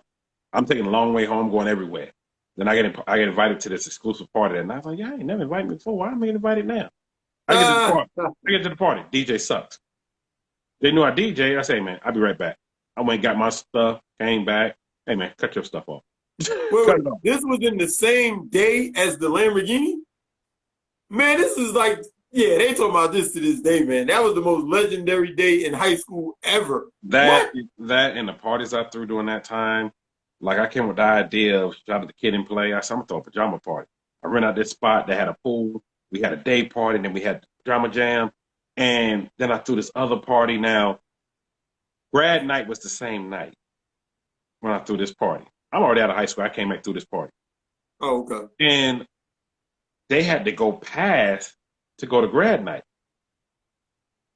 And all the schools was at this one grad night in the county. But they all had to pass where I was throwing this event. You passing this event, you see all these cars out there? Everybody was with me. We got to the point. A principal for a certain school I'm not going to name got jealous, called the police. Police came and tried to raid the whole place. Yeah, bruh, Hayden. They came in there with dogs and everything else, looking for anything. I said, we selling water and Gatorade and soda. That's all we selling for. Well, and they was looking, couldn't find nothing. So they left side in the parking lot. Parking lot is crowded. This is the first time I've seen, we talking about, this was 2002 when my nephew graduated. Shout out to Red Eye Rod. I seen the building. So this is where it took it to another level. It was some college girls that came through in a party bus. I had never seen a party bus before. That's, man. Whole big Greyhound type bus, party bus, and they steady getting out. And they coming in there partying, having a good time. And they in the party till like 5 that morning. I had to kick people out. But we made a lot of money. Shout out to Jimmy, my dog Jimmy J. He went in with me, and we made a lot of money. We stayed like 3 hours counting money that night. And we weren't charging people that much to get in. We charged $10 to get in. Oh, yeah. But it was so legendary that people just had to be a part of that. Then the fire marshal came about 2 that morning. Too many people. Well, we all opened up outside. And we just started charging people. We roped it all, charging people $10 still come in. We charged $10 all night long just to come in the part of the parking lot at the beginning of the parking lot. To the point where it was no more room to park. So it was a parking lot with a grocery store like about 6 blocks up. So I told her, do you want to make some money real quick? Yo, charge everybody $5 to ride. Wow. You had the entrepreneur hustler spirit way back. And you know, that's why you're winning today. Because that hustler spirit is what makes you keep leveling up and keeps making you add better content and just make it all that it could be. That's why you don't settle, because you've had that hustler spirit this whole time. Just a kid. My dad worked for the city of New York, retired for the city of New York, and also worked for the post office, retired for them as well. His whole thing was, don't wait to do something great that you want to do, because he waited till he retired to open up his own business with his brothers. So he waited that long. My dad is in his 40s at this point. So for me, I'm like, yo, I'm going to hustle and grind way before that. I'm going to do something different way before that. I might not be rich, but I ain't broke. I'm going to make sure I'm going to do this and do this in that time. I'm going to make sure I'm hungry all the time. Somebody can pay me $100,000. I'm like, okay, cool. What's next? I'm hungry. What's next? That's the mentality. Matter of fact, if I want to pay the $100K, I'll take it. But I'm just saying, as an example, I'm hungry. That's like 50 said. Shout out 50 Cent, because I used to see him growing up. He said this. And a lot of people miss this in the club. I got a meal out the deal, and I'm still on the grind. He got a meal that he got out the whole deal, and he's still on the grind. Like, that ain't going to stop him. He going to keep grinding. And a lot of people always say that grind don't stop. It really don't stop. It really don't. People say it as a catchphrase, but it really don't. It's like you did all week, and now you right here. You could have said, nah, man, you know, I'm tired. This is my day off. This is my night off. You know, I ran around. It ain't really a day off. Just because they don't see me live don't mean it's a day off.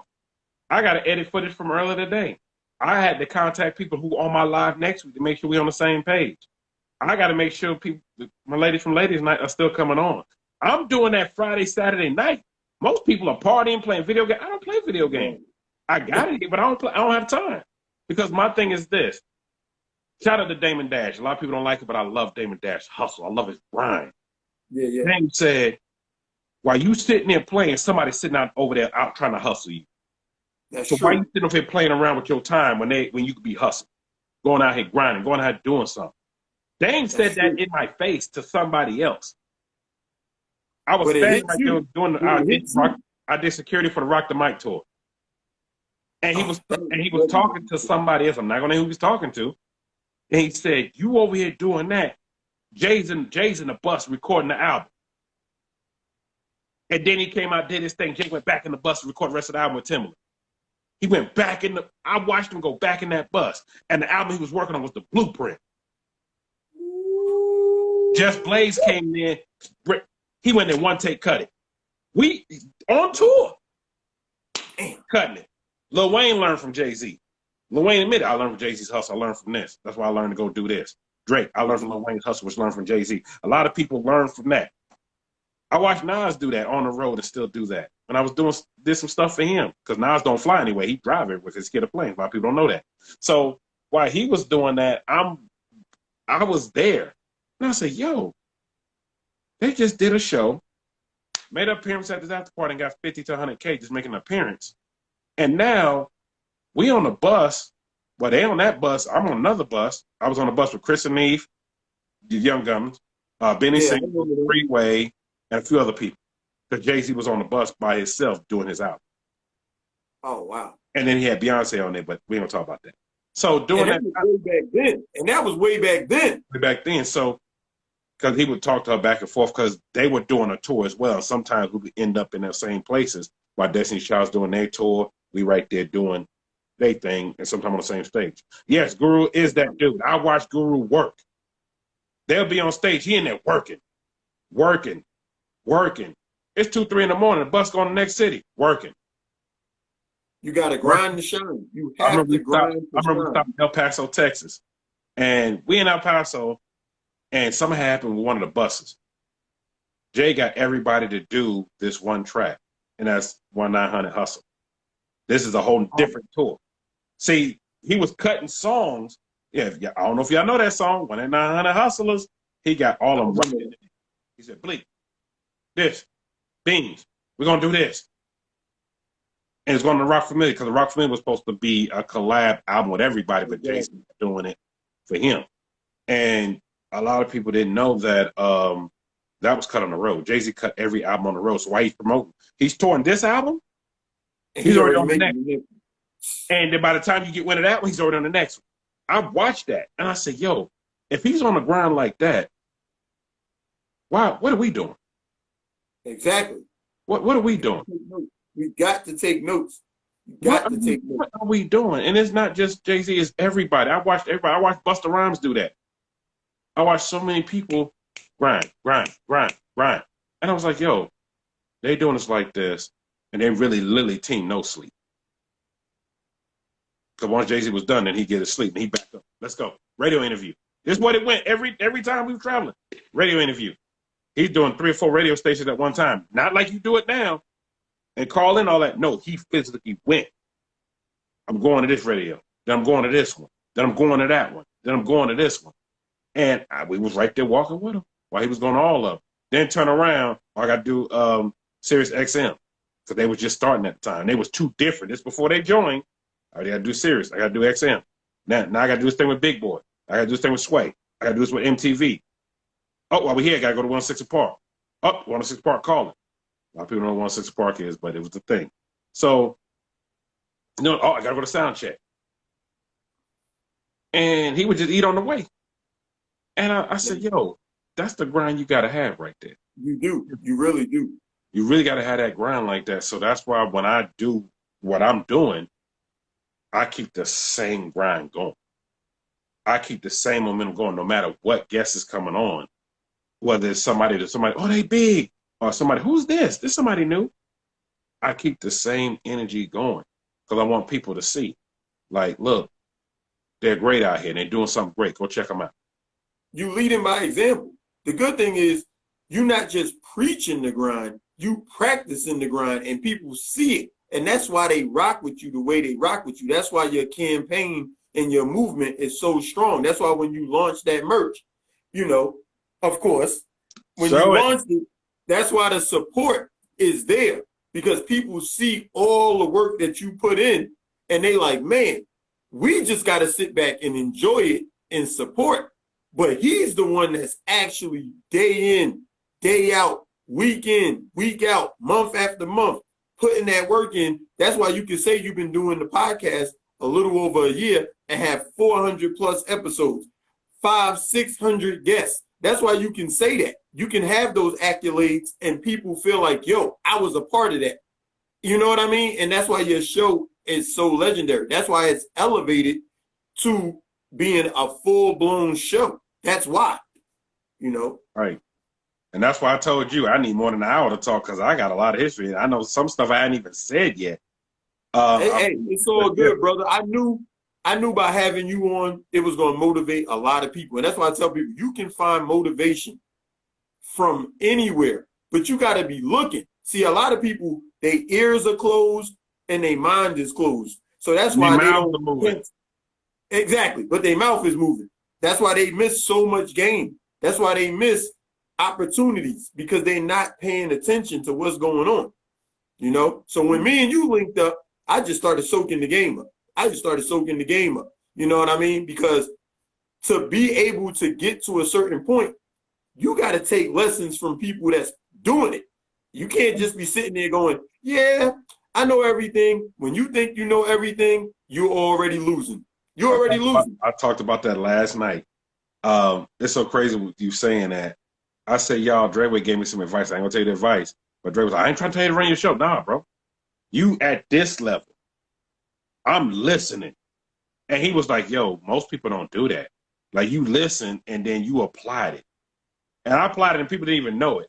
That's why another reason why the views are where they at. He gave me one little simple thing that I'm not going to share yet. Y'all stay tuned. It's coming. And I'm going to need to talk to you. And when I did it, it was just something that, oh, wow, look at this. Oh, wow, look at that. Yeah. Because I don't know it all. I don't. Nobody does. I don't care who you are. I don't care if you got a PhD in whatever it is. You don't know it all. There's somebody that knows something that you don't know. There's somebody that knows a way to fix something and do something that you haven't even thought of or even haven't even mastermind to do. So that's why I would tell a lot of people, when I do the podcast, listen, because we throwing a lot of juice. Like, we threw a lot last night. And Dre was talking like, yep, because it's stuff I already know he's going through, stuff y'all can learn from. And not just a lot of guests that I've had on, like, really listen. Like, I got one segment coming up, waiting on the days. Stay tuned. Will Motivation and TJ Mean will be on at the same time. And it's a lot. I'm going to have to do a 2-part because a lot that's going to be told during that time. And really, people say, oh, I'm going to listen in. But you really want to listen in. You really want to listen in. I'm working on getting E, the Hip Hop Preacher, on. You really want to listen in while those folks are on, because they've been through a lot. They've been through a lot. And that's so true. Yeah, and they're giving, a lot of people give the game. And it's what you take from it. Like, for instance, shout out to CJ32, as I listen to what he says, he throws in those jewels and most people right over their head. Exactly. I don't know, because I'm older and wiser, but I've always been like that. I pay attention. I listen. And shout out Danny and Billy, she's back. I listen to every little thing, and I'm just like, after I listen to it, I'm like, you know what? That's it. This is this. Like, one of the greatest things that was told to me, not everybody can go with you where you're going. Not everybody sees your vision. You have tunnel vision of what you're trying to do, you won't see it. And it's been a lot of people that I wanted to go where I'm going, I'll just be a part of it. Not even here. But as they see it blowing up, they coming back. Yo, New York, yo, I told you. That's the weird part. That's the weird part. It's like they don't see where you're going, but as you start getting where you're going, people start coming back full circle, and it's like you have to decide what you want to do. You know what I mean? You at that crossroad where it's like, do I accept them coming back or do I keep them at a distance? It's like you almost got to figure out what's best for you. Right. And not only just that, I'm going to just say this, and I'm going to just put it out there.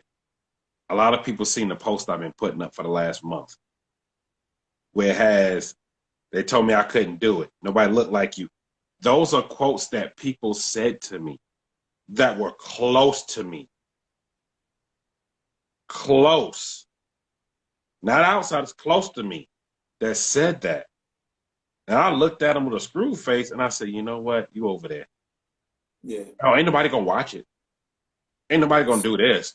And then you fast forward a year and a little change later. 400 episodes. Exactly. Over 380 plus guests. That was at the time. Now we of 380 episodes, 400 plus guests, this and this. I've been called a legend, legendary. I've been called the Godfather. I've been called the GOAT. I've been called this and that and this and this and this. This is what people saying, not me.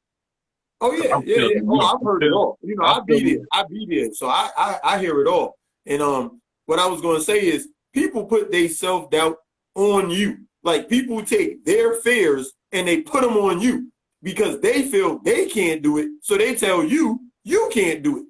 right. You know what I mean? They've never seen no one do what you want to do. So they tell you it can't be done because they have never seen someone do it. But the thing is, you can only speak for you. Don't tell me what I'm not capable of doing. Say you're not built to do it. You can't tell me I'm not built to do it. So I'm glad that you didn't listen to any of the naysayers. I'm glad that you didn't let their self-doubt hold you back. And you know, you was a behind the scenes person for years. Like you said, you was behind the scenes. You didn't even use your real name. You just went by New York. So that had to be a huge transition to go in front of the camera when you used to being in the background, just making sure everything is good. Transition ever. Everybody's like, yo, you're the natural doing it. Yeah, I must don't know. Beginning, I was nervous as hell. I just didn't show it because I'm a people person. I love the network. But Exactly. I was more nervous of not coming just on the screen, but how people going to react to this, how people going to gravitate toward it. How is this going to go? How is that going to go? And I adapt to every situation with it, and people love it. Like Nah, when I don't do a live, yo, Neil, why you do a live today? Huh? Why you have a podcast today? yeah, they looking for you. They looking for you. Dude, there's one that's dude, it's Friday. And when he said that, I said, you know, let me jump on and do something real quick. And luckily I was talking to somebody, yo, Neil, put me on. Bet. Oh, wow. Bet. I was on the phone talking to him. He's like, yo, put me on there. And he got over 100K subscribers. Yo, put me on. I advertised it late, put it on, and it was still over 100 people in that live. And it just kept growing. It kept growing.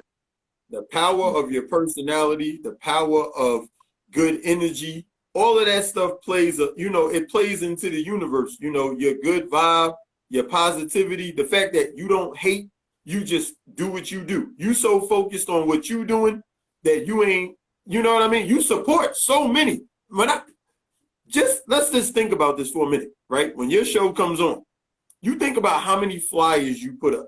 You think about how many people in the chat every night that you shout out.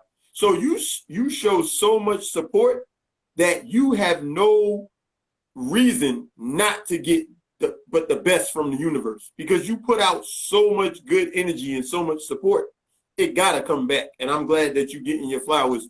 You know what I mean? And I definitely want to make sure I give you your flowers and salute you for what you're doing because, hey, it's a good look, bro. It's a great look. It definitely is. Oh, I see so many people. Oh, Dan, I see you in the building. Dan, so your part definitely helped me out. Yeah, I know. It's helped out so many people. I have people hit me up. And not only just that, when everything went down in Texas and I was hitting people up, they were just like, yo, you really checking them? Yeah, I want to make sure you're good out there. And I was like, yo. Oh, yeah. A couple, like, what was that, about a month ago? 6 weeks ago? That crazy weather. And it was snowing in Texas. Like, come on. I live by those words of check on your people. Like I always say it all the time. Yo, check on folks. You know, mental health, this and that. I actually do that every day. If I look at my phone records of how many people I hit up and people I hit up into IG, I really do that. I'll hit people like, yo, how you doing? Shout out to ATRD. I was hitting him up. He said, man, I got this candle, bro. Keep your head up, bro. And I hit him up later. Yo, you good over there? Yeah, I'm good. I kind of, and Robert Smith, another one. I hit up so many people just to make sure they're good because to me, life is too short. I've lost a lot of people and it's changed my mindset. It always changed my mindset because I lost my mother when I was 7 years old. So to cancer.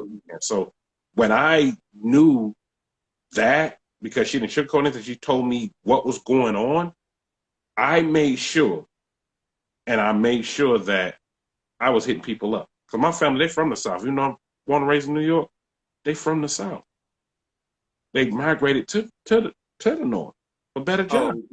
So they still gave us that, yo, speak to everybody, check on everybody.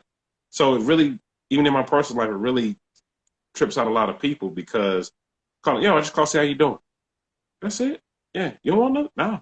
How you doing? I'm doing good. All right. You said you don't want Now, nothing? No, I'm good. you fast forward to whatever everything going on now. People love that I was already doing that way before then. Yeah. It And not shows only the type that, of person you are. yeah, It shows your character. It not only shows your that, heart. people pick up your calls more often too. Yeah, that's true. That's true. When they know you're not calling for nothing, but to make sure you good. Like I'm calling to make sure you're good. Mm-hmm. Hey, so your YouTube journey, when did you, okay, so the podcast started a little over a year ago. So when did you actually first start uploading videos on YouTube though? It depends. This channel or my old one. Oh, wow. I See, didn't even know let you me had take an you old back. channel. The old channel was a little different. The old channel, I wasn't even trying to be YouTube. Back then, you only needed 250 subscribers, 500 watch hours. Oh, All okay. you needed. You'd monetize. Shout out to Wow. G-Dog, 803, shout out to Bat 96 Chevy. They were already doing this. This was, G-Dog started his channel in 09. Brian started his channel in like 2008. They was trying to tell me to do that during that time. I got a channel. And I said, yo, I got to find a way to send these car shows to my brother so I can try to get him back. So my whole thing, I was trying to get him to Atlanta. Oh, okay, So okay. to visit and go to one of the car shows because we beat car people. Oh, Yeah. I'm gonna go. I'm gonna go. So I said, I know what I'll do. I was filming it, dropping the raw edit, sending it to him, not knowing when I'm putting it on there and putting what the title is. People are going and watch it. Before I know it, I got this message about me. Mom, I'm like, huh? Oh, I ain't doing that. No, that's scam. She's like, oh, ain't no scam, ain't this. So I went and filled out for it. Got a little money. Next month, got a little money. Next month, got a little money. And next thing you know, I wasn't really seriously doing it. I was just sending stuff. Then life took over. Kids came, and I'm doing this. So then finally I said, you know what? I'm going to take this serious. And it took stuff that happened in my life to make me take things serious with YouTube. It took losing people. I was like, yo, I want to do this. I'm going to do it.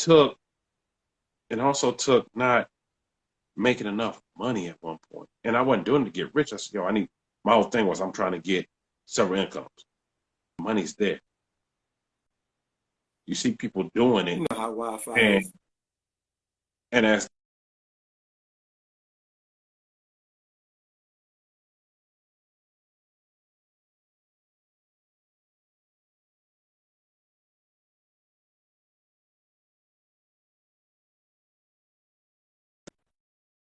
YouTube, and yeah, we're gonna keep it rolling. yeah, so, and like I said, I told you I came with the concept and I rolled with it. And it's nice to see everybody just gravitate to it. Like, for instance, the other week I got almost emotional because when all the merch came, before I even went live and I'm putting stuff out, I'm looking at all this merch and I'm looking at a list.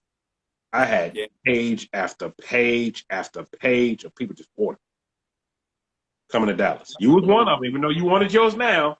I said, you know what? I'll put the money in my pocket and ship it to you now. Not a problem.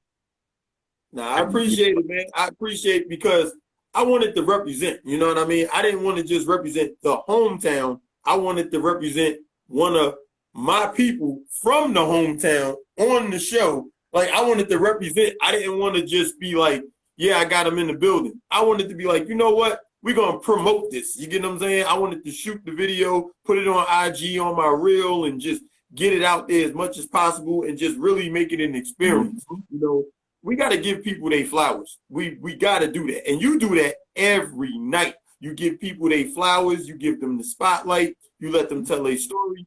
And, you know, that's basically, I'm trying to carry on tradition and have entrepreneurs, hustlers, go-getters, people that I rock with come on the program and tell their story, because we don't even realize YouTube, this whole YouTube movement, you know, when I look at all the car people and I look at their mothers, they're entrepreneurs, you know, they selling merch, they flipping cars, they doing this, they doing that, they got businesses. I think it's so dope that we're bringing that vibe to the world. The world sees that on YouTube. You get what I'm saying? So when we see the Hemi Life, when we see the Hemi Lives, we see the Lucky Wheels and Deals, we see the CJ on 32s, we see the Reel to Reels. And it's just countless people. We seeing that they hustlers, they go-getters. They're not just showing off a car. It's so much more to these channels that I hope people is picking up on. These are family people. You know, they got their wives, they got their kids, they got they friends. You're showing a whole community that, yo, this is how we move. We are entrepreneurs. Right. We are family people. This is what we do. We bring in positive vibes. We out here and we love cars. Hey, nothing wrong with that at all. Nothing wrong with that at all. And nothing at all. And believe it or not, that's how a lot of us ended up vibing together. Like, I already knew Lucky already. I met Lucky at an auction a long time ago. My dad was still alive. We was at an auction. Rel, I met Rel in Memphis and when he was living in Atlanta and when he drove trucks. Before you two. I met Stunner. Yeah, he does say that. He does say he drove trucks. This is so crazy. I met Stunner so many times. I can't tell you the first time I met him. I can tell you the realest time I met him. He was shooting the music video for Do or Die, and I was doing security for an artist that was featuring him. And my dog Tanner So Lit was working with Twister, and they did the beat for that. We all at the same time, way before you two. Yeah. And Stunner would see me. He would see me there. He would see me with the #1 Stunners because he's part of that. And a lot of people didn't know Stunner race bikes. Yo, you found it out when he was on the show. When he was on the show. I was steady meeting him back to back, and finally we just start talking, and it just vibed and just clicked. That's why he said, "Yo, that's my bro." That's my bro. Yeah, because we known each other a long time. And the greatness of networking. You know, the greatness of networking. Please, if y'all don't get nothing else from this particular episode, it's important to network. If you listen to New York Story, it's all about networking. Oh. You get what I'm saying? And it's all about him getting his hands dirty. Remember when he bought his first car, he did the work on it so that it could look the way he wanted it to look. You got to get your hands dirty and you have to network. That's how you make it. Keep grinding. Just keep grinding. Yeah, that's just it. A lot of people, like, it used to make me mad, but it don't anymore, that the new era started coming along. And I don't want to say new generation, this is new era. I want justification now. Like, I want this now. Instant gratification. I'm like, yo, there's some people that put in work to get to where they are now. Like, I want to have 100,000 subscribers. And you just started yesterday. Exactly. I'm like, it takes the grind to get that. I'm not even there. And I'm grinding heavy. And I've tried to even help some folks, and they was like, yo, this is a lot of work. Yes. You do all this and some. Exactly. I said, while y'all sitting there playing and doing stuff like a little while ago, people be playing video games, doing whatever. Friday night, I'm out of the club, yeah. I'm sitting there editing. I'm sitting there making thumbnails for next week. I'm sitting there contacting people for months out. I'm sitting here doing all this stuff during this time, and also still doing stuff with my kids. Also still taking the kids to the park. I'm also still doing this. I'm also still doing co-parts. I'm also still doing lives. I'm doing lives on IG. I'm doing lives on YouTube. That's outside of the podcast. I'm still doing stuff, trying to lock in contracts with IT. I'm still doing all this other stuff that people have no idea. That's like, the main. I wake up early every morning and I do stocks. A lot of people don't know that. So that goes back to what I was saying. That's the man. That's the father. That's the entrepreneur. That's the YouTuber. People don't understand. We can wear so many hats. We can wear so many hats. Don't limit yourself. Do not limit yourself. Not only do you got to believe in yourself, not only do you got to invest in yourself, but you can't limit yourself. If you want to do 3 things, do 3 things. Do not sit there and cheat yourself. And don't be afraid to hear no. Exactly. I've gotten no's for people that want to come on to now they come to me saying, New York, I want to come on. I ain't even ask them no more. I want to come on. He said, I don't even ask him no more. Yeah, my thing is always asking to leave you alone for a while. Somebody literally hit me up today that I talked to when I did my first episode.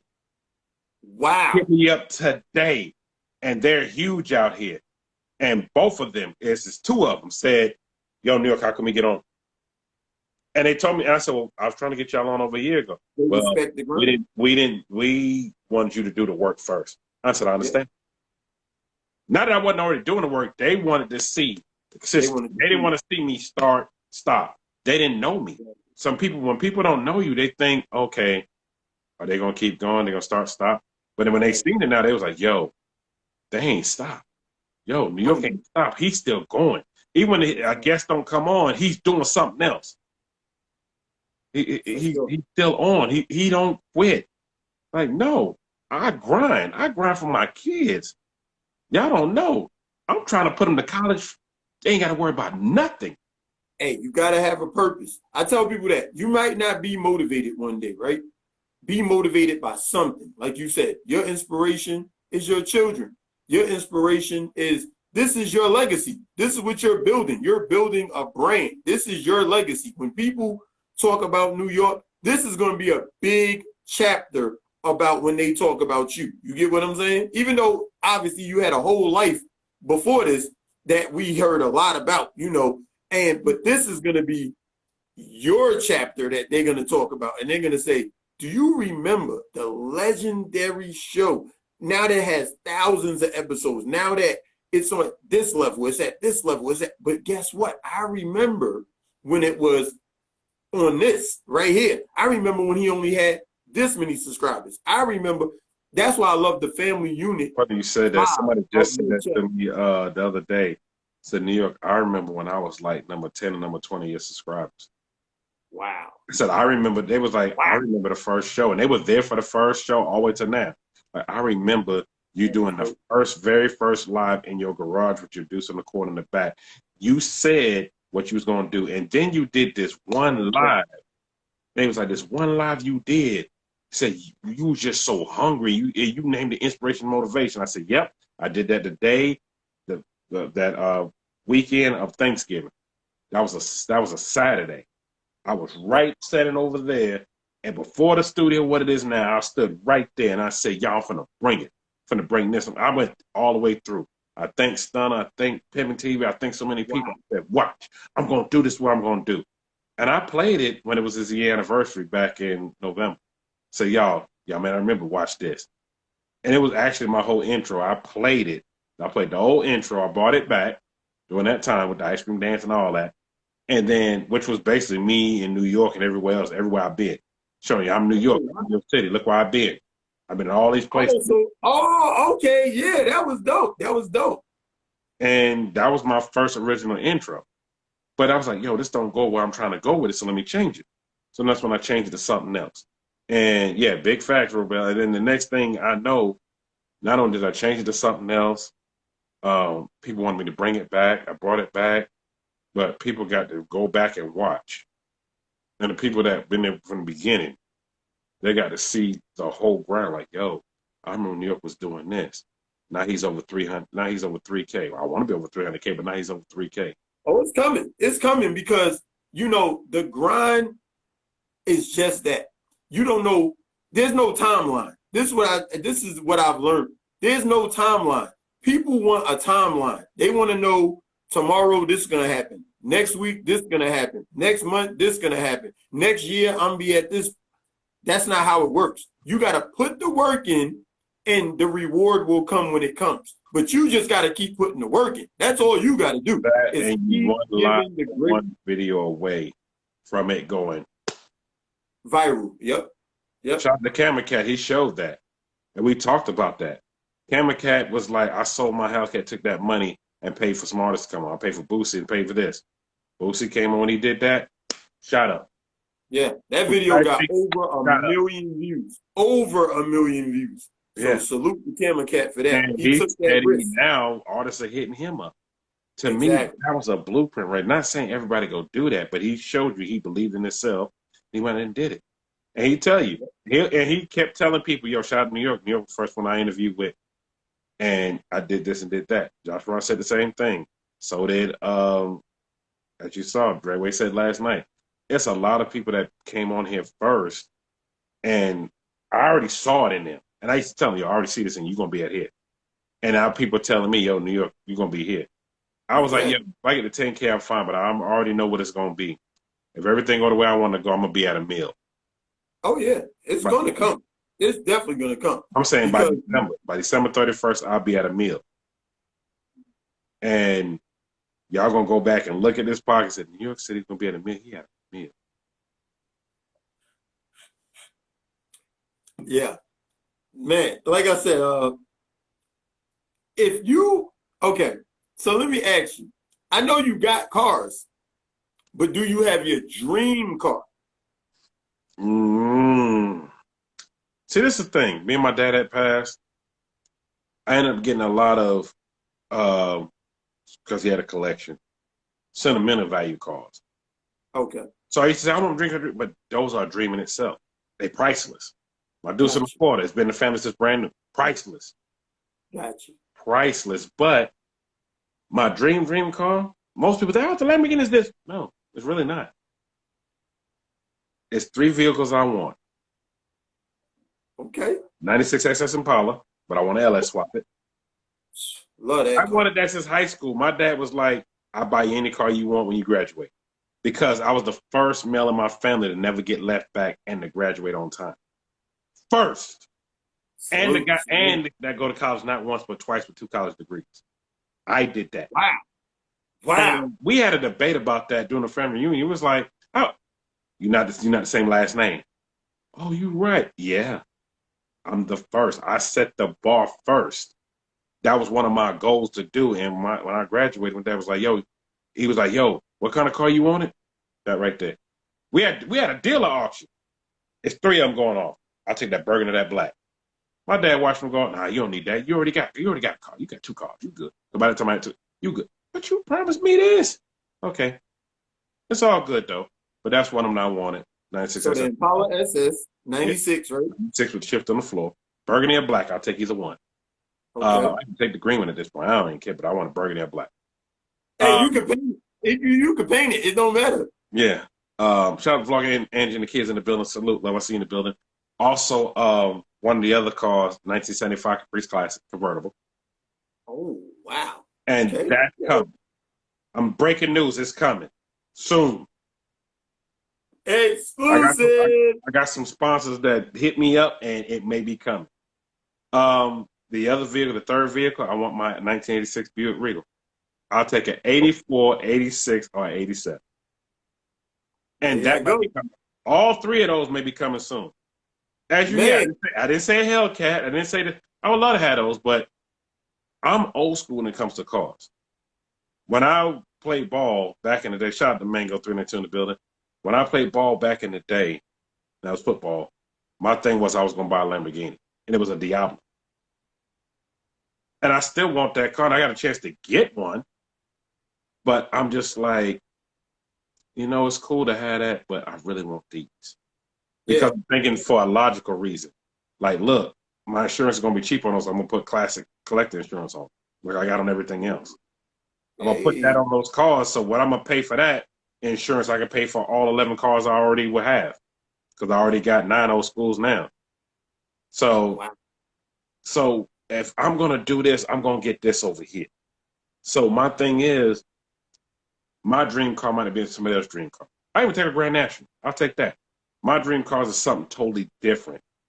And those are the 3 I want. Now, the ultimate dream car, the ultimate, if you've seen Need for Speed, that's it. I, Oh, okay, I okay. got, I Need for got, Speed. Now that's a throwback. That's a throwback. I got a chance to sit in one at a show. That was my first time meeting the guy. He let me sit in his car. It's a one of one. Excuse me. It's only 2 ever made. One Hermes already has, and Manny has the other one. Shout out to Manny Herrera. And not only did he let me sit in it, he took me for a ride. And I said, this is my dream car. It ain't got to be this version, it's this car. And it's a Yeah. Casinate. A lot of people are not even familiar with that car at all. That is You have my to Google that one. ultimate. Y'all gonna have to Google that one. That's one that I say I wouldn't do it now because I don't see me paying $2 million for one.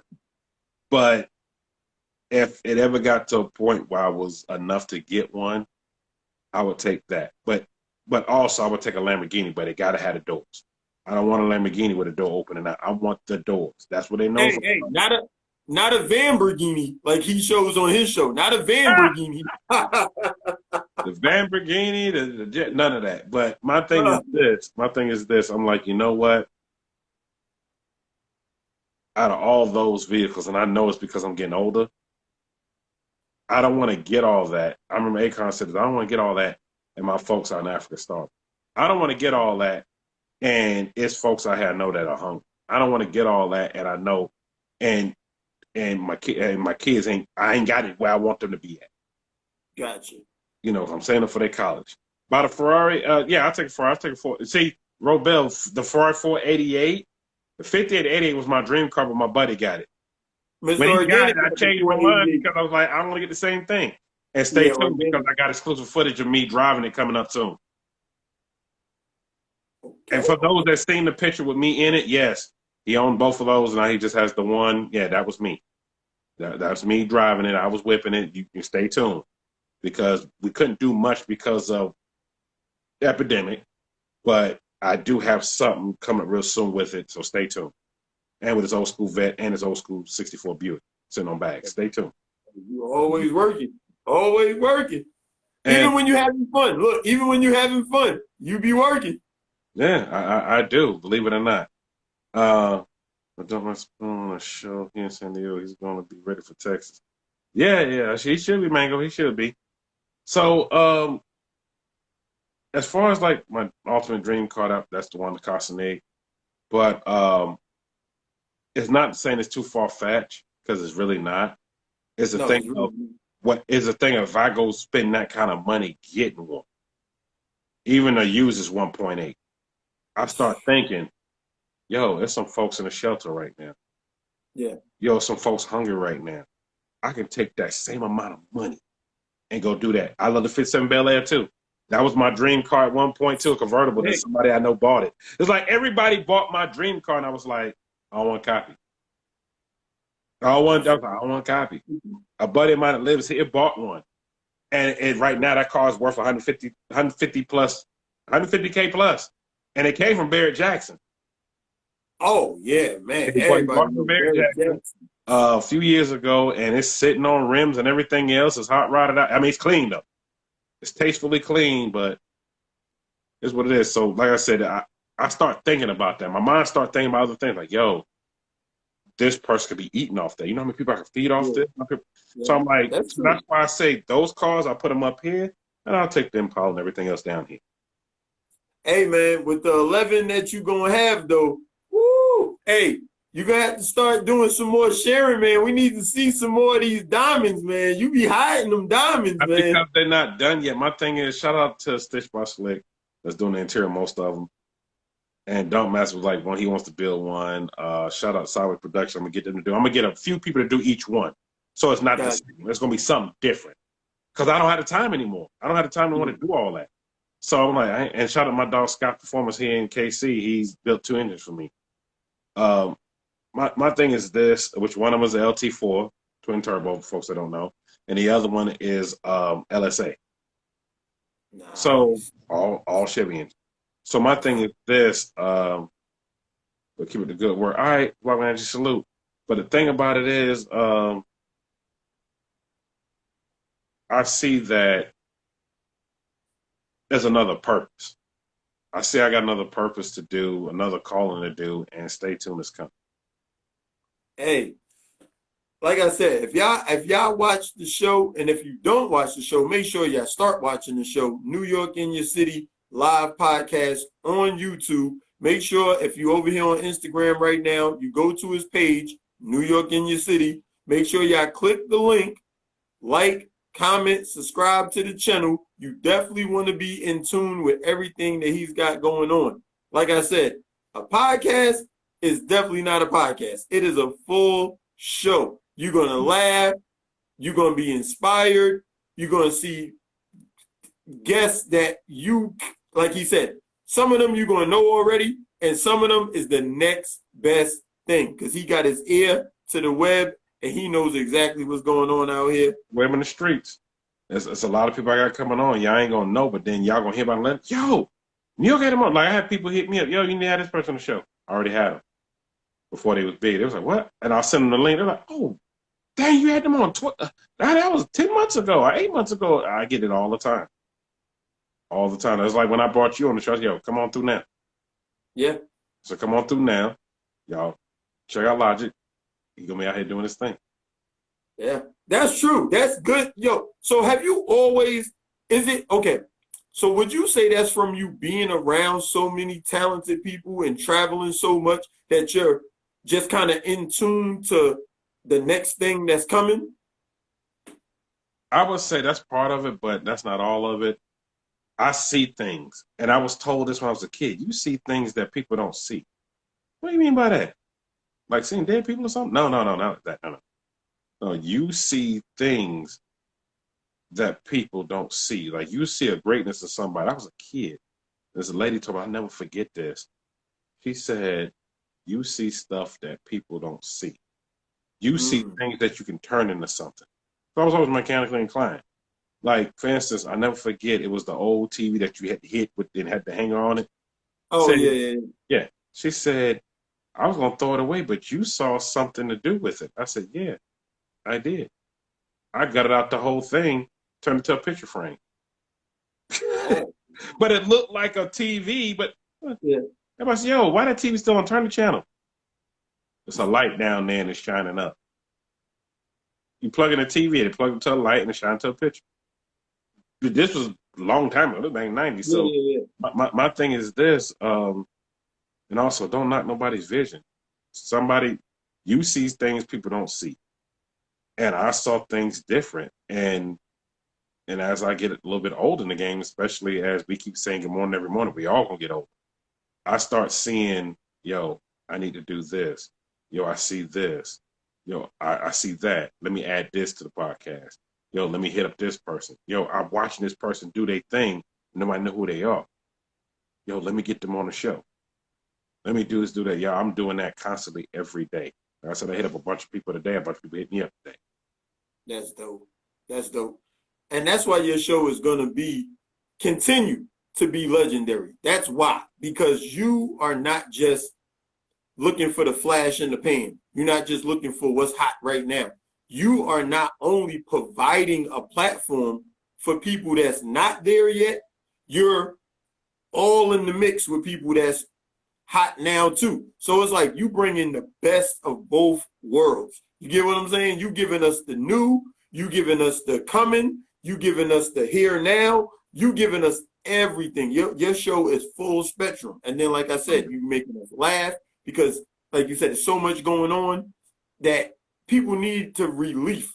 You know, just Medicine. not think about work, not think about what is going on outside. They want to be locked in and they want to be entertained. And you do it. You do it day in and day out. And if you don't, believe it or not, that'll run you in the ground. I've seen people leave this world miserable and think about work. And I remember this. I saw this post somewhere, but somebody had said to me before, wait for this to post. Like, you can work hard for this job all you want. I work hard for this, and there's worry about it all you want. Before your obituary is posted, that job posting is posted. Facts. And I've seen it happen. It was a guy that I was working with. He passed away. Before the word got out, they already had his position online. That's sad. It's sad. You know, it's sad when you think about it because. But it's business. It is business. It is business. But it's sad that there's so many people, right? Millions, billions of people that have been here on this earth.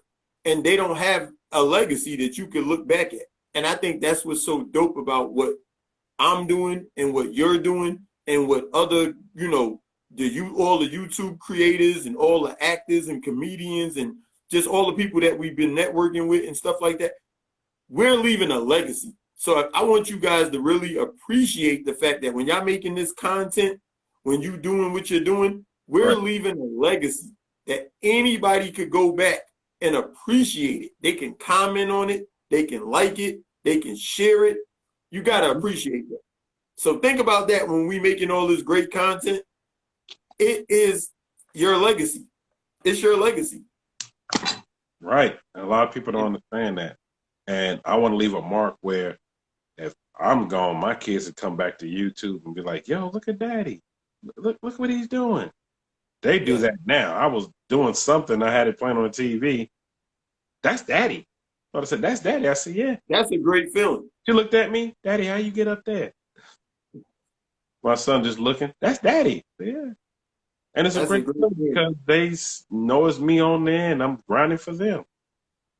Now that's a great feeling because you're showing them something different. You get what I'm saying? You're showing them how to be an entrepreneur without doing it. You know, there was an old school way where people kind of used to drill stuff in your head, but we don't have to really do that because we're leading by example and because we're recording it and keeping a record of it.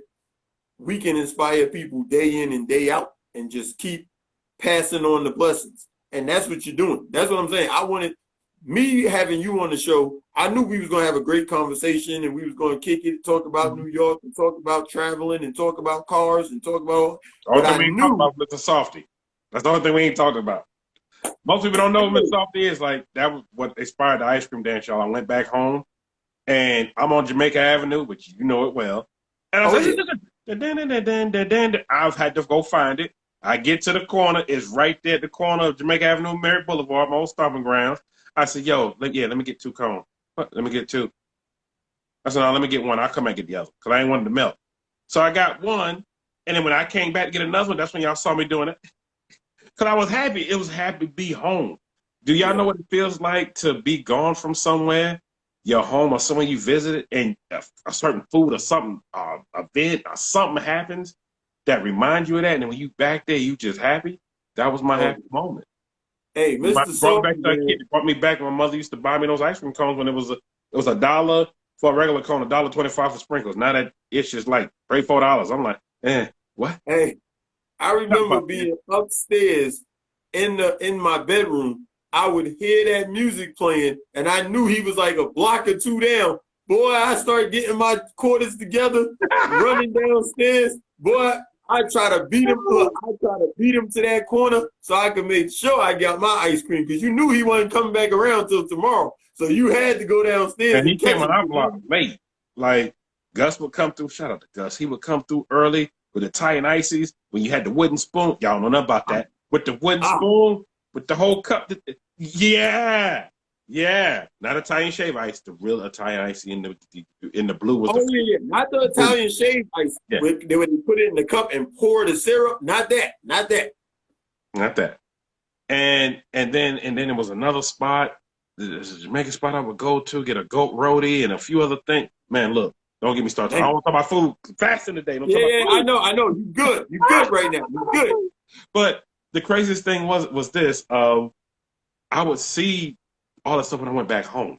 Now living here in KC, I'm in Kansas City, it's a lot of that hit. Like I was doing some work for somebody.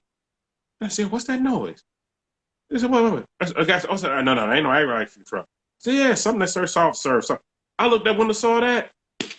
I was gone. Dude was like, what the? And I got in line. Yeah, it took you back to a place. It took And you then, back and to then, a and place. then not only that, right before that morning, it was a guy. He said Philly cheese, Philly this. I was like, wait a minute, yo, you got the big bagels? Now, y'all, that's in Philly. You got the big bagels with the yeah. Yo, let me get one. Let me get one, because the bagel would be this big with everything, Yeah, the stacked real on. Philly cheese, steak, everything. And he would right on it. Want a little Mm. something? Yeah, let me get that. Let me get that plan. Let me get that. Oh yeah, get you Appreciate it. right. Get you right. Yeah, Appreciate it. food brings back a lot of memories. The I'm sister not gonna Bob on lie. the corner. See, all that. And I'm saying this to say, no matter where you're from, it's always something, something, Exactly. something that'd be like, you know what? This remind me of home. And that's how it is, period. And luckily, I found some places here that I like that remind me of home. Because no, I would never move back to New York. And I'm saying that now because the cost of living is too much. Way too much. I got Ridiculous. family trying to leave New York. Sooner or later, none of my family gonna be in New York anymore.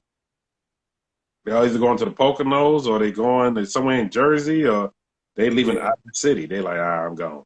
it's outrageous. It's outrageous. It's outrageous, man. So, man, you've like I said, you've talked about upcoming events. You've talked about And I do the that live show. every night talking about the upcoming events. People thought I was recorded. I was like, no. I announce them every night, and the majority of them I got to memorize, so I just keep going. Oh, wow. Yeah. That's funny because I was wondering that. I was wondering, do you actually announce each event every day. So yeah, Every now we day. know. It's none of that's recorded. So people, oh, you recorded that and play? No. And for folks that don't know, when I say, hey, DJ, it's me. I'm one man band. It's me. The DJ, hit one that man button. band. That's me. That's the inner DJ in me. Hit that button. When you see me giving a high five, that's my hand. That's me. The dap. That's me. Hey man. Up to the fist bump. That's me. A lot of people don't know that, and it's something to add in. And then soundboard stuff. Like I got stuff that I want to add that I can't because it's copyright. Copyright. I can't do that. But That's the only thing about YouTube. That's the only thing about YouTube is that copyright. You got to be careful with that copyright. You can have some legendary content, but that copyright, whew, tear you up. Tear you up. Quick. Now, it's 2021. And you know, you look at what you've done for the last year. You've put up, you know, the great stats. You already know that you're going to continue because you, like you said, you booked all the way into June, July. So we already know you're going to continue. So now my question for you is what you've bought the merch out. Obviously, I see the merch. Merch is fire. You went in with the merch. You went in with the podcast. You're going to add to your car collection. You said currently you got 9. You're trying to get to your 11. That'd be down the road, but yeah. So what, I mean, you're an entrepreneur, you're a father. What do you see? Because you said you got a purpose. Do you think you're going to intertwine kind of the YouTube, your purpose? You're going to just kind of bring everything together? Is that kind of what the vision is? Yeah, it's kind of the vision. It ain't kind of, it is the vision. It is the vision. And yeah. I've already been doing it already and didn't realize it until beginning of this year. I was like, yo, my purpose is to bring people together. I'm connecting people together and I'm doing it. And I'm doing it without even doing it. And you're doing it on a big level. People would hit me up and be like, yo, New York, I need to get this person on my show. I need to get this. I need to get talked to. I got you. Yo, New York, can I get down to the person? I got a direct line. I got you. I got you. I got you. And shout out to Free Smoke. You heard Fat Cat say, yo, shout out to New York. Wasn't from New York. This person wouldn't have been on. I'm like, yo, I'm out here. We just help each other. And like when people send me flyers, even people just get them, why you put on this flyer? That's not in your podcast. It's not in your show. We support each other. They put up mine, I put up theirs. What's wrong with that? So y'all got to get out of that whole weak mindset of me. People are threatened easily. They think that. Speaking of that, shout out to Beauty 392B in the building. Salute, Beauty. I see you in the building. Hey, yeah, she keep it lit. She keeps it lit. And for folks that don't know, her first podcast ever was mine. For a lot of folks that don't know. Love you to death, sis. You out there doing your thing. I saw her in Dallas last year, and I said, y'all, she's the next best thing. She's best thing since sliced bread. She's great. They was like, who? I said, I'm telling y'all. Shout out to Mozzie in the building. Mozzie stopped me when I was there in Dallas. I literally just got to where I got to that day. He said, bro, I got to get on the show. I saw Demonology. I got to get on the show. I was like, all right, Mozzie. He wouldn't let me walk off. I booked him right then and there. Mozzie came on the next week.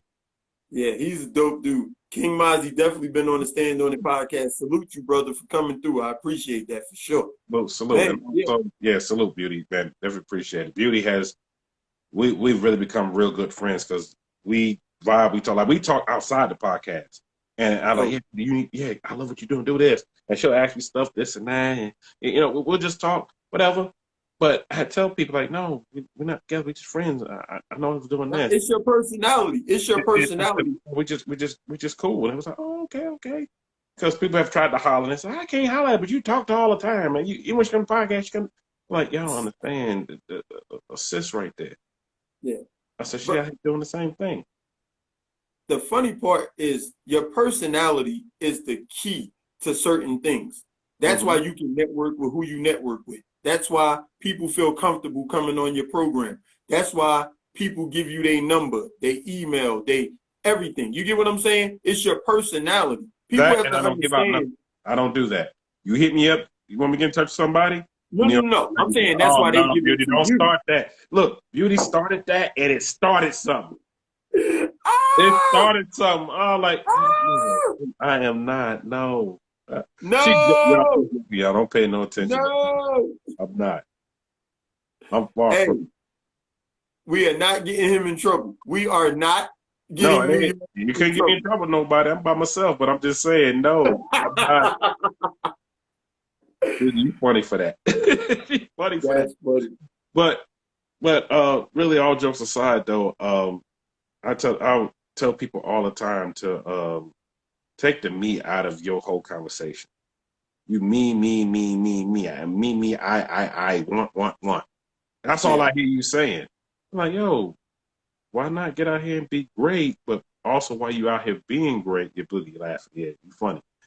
While you out here being great, why not team up with somebody? Why not announce somebody? That's why. And I learned a lot of that from Stone and Rep. Shout out your channel, CJ30. Shout out your channel. Shout out your channel. Shout out your channel. I learned that from all them guys like that because I'm already like that, but I wasn't saying shout out your channel because I wasn't doing Yeah. YouTube. I was like, yo, big ups to you. Yo, let the world know who you are. Let them know you great. Yeah. But now, since I started YouTube, I'm like, yo, shout out your channel. I see people in the comment section. Yo, salute so and so in here, and I put their comment up. Yeah. Salute to this person, salute that person, and a That's lot of super people dope have that you do gravitated that. toward that. So when they started their own thing, they started doing that. And I'm like, I'm glad y'all doing that. So people say, oh, they biting off you. Nobody biting off me. They're doing their own thing the way they want to do. Now, if they started helping me help you segment and then you biting off me, then we're going to have a talk. I'm going to come see you. We're going to have a talk. Hey, But that's where you draw the line? That's where you draw the line? draw the line. If you start acting like me and doing, oh, hey. But no, it's all love. I love what everybody's doing out here, and I support them a lot. Support them a lot of what they're doing. And not only do I support them what they're doing, I sit there and I tune in. I'm in the comment section. Smash the like button. Y'all go do this. Go do that. Yo, what up, everybody? What up, this person? What up, that person? And for it to be giving me the name as the Godfather or the legend, I'm just like, y'all know made me feel old, but it ain't feeling old. It's because Nah, of take them flowers. legendary It's respect. status. It's So respect. what I did was I said, okay, I'm gonna run with it. And I just started saying that in the comments like not too long ago. I said, yo, Godfather kicking in the door. The legend is here. And it was like, wow, okay. And people like, Love it. oh, you don't get a bill. Love it. Love it. Love it. Like I said, the energy that you bring, the vibe that you bring, man, I'm fully supporting it. I'm definitely in tune with it. And like I said, over here on the Stand On It podcast, you know you always gonna have a welcome mat to come through whenever, anytime you want to promote some new merch, anytime you want to promote a car show, anything Well, you breaking involved news. with. More merch is coming out. Help me help you line is coming out. And ladies That's night gonna be line. great. Like Woo! real soon, like right after Dallas, I'm dropping all of it. Two Ladies, fire collections coming. ladies line coming like quick. We already working on that. I've been working on that already for about 3-4 weeks. Maybe no, over a month now. I was working on that. This was already done. So when I was announcing this, I was already working on that and working on Hey, something else. And I got some other stuff working I can't talk about yet, but I'm already working on that coming out because my thing is ladies love nice clothes too. They love it to fit right. And I found something that I was like, okay, let me add this to it. Let me add that to it. Boom. Put it out there. hey, I love the fact that you just keep working. I love the fact that you keep elevating what you're already doing. And I love the fact that you ain't scared to shine with everybody. Right. So hey, like I said, hands down, you deserve those titles. When they call you the Godfather, when they call you the legend, you deserve those titles because you putting that work in and you not trying to block someone else's sun. You know what I mean? So it's like, hey, we're gonna all shine together. We're gonna all enjoy life together. That's why I'm so excited about going to Dallas. You know, you get to put a face to all the people that you meet in the comments. You get to shake their hand. You get to take a picture with them. You get to subscribe to their channel and, you know, follow them on Instagram and just, it's all good. You know, we all out here living life and we all out here doing the best that we can do as far as putting out the content and just making it happen. So I salute everybody, man. Like I said, Same Let's here. let's all follow each other. Let's all subscribe to each other. It's free. Ain't nobody digging in your pocket. So hey, let's all make it happen. And somebody just texted me in New York. I'm watching. Oh, you watching off the TV? Oh, I forgot you can send your phone to TV. I can too. I'm watching off there. Please talk about the giveaway. Okay, real quick. You know, real quick. Huge giveaway going on. $4,500 cash. It's $4,500 cash. It's $4,500 cash. If you get picked or you want the crypto, it's $5,500 in crypto or the Rolex. Yes, it's a true Oyster Rolex being given away. Details on my YouTube channel. Go watch the video. Go watch the video. Go watch the video. Do what it says do. Trust me, you do what it says do. You get it in, and it's free. Free 99. That's legendary. That's legendary. That's legendary. What up, Timmy Dixon? I see you in the building. Will there be short? Yes, beauty. It would be short sets. Breaking news. Short sets, top, bottom, and it'll be pants sets as well with the shirt. Yes, it will be. Coming soon. It'll be shorts coming with it. Yes. We're working on trying to get everything right because I got to make sure what we designing is not inflicted on anything so nobody's coming after me. So I'm running it through the channels that need to go through. Proper channels, proper channels to make sure nothing else. You know what I'm going to say, New York? I know what you're going to say, Robel. What's my yes? Yes, getting displayed this week. Breaking news. Man, hey man, you're gonna have the world on fire before we even get to Dallas. You're gonna have the world on fire. Ladies' night segment, the 1 year anniversary, I am giving away a designer bag. Oh wow, that's dope. That is dope. Man, and you have to be there at the end of the win. I know I'm giving away too much right now. And I got another bigger, huge giveaway coming on sooner than that. Help me win the giveaway. Man, I know you're going to ask that. Robert, I can't help you. I cannot help you. Hey, I got you. I got rig the game. I got a few of my nieces actually. Nia, help me win the giveaway. I can't help you. Yeah, you can't rig the game. You can't rig the game. I look, Robert, I wish I could, but I can't. And then also I will be doing a merch giveaway coming up soon too. Wow. Stay tuned. Man, hey, I appreciate the exclusives.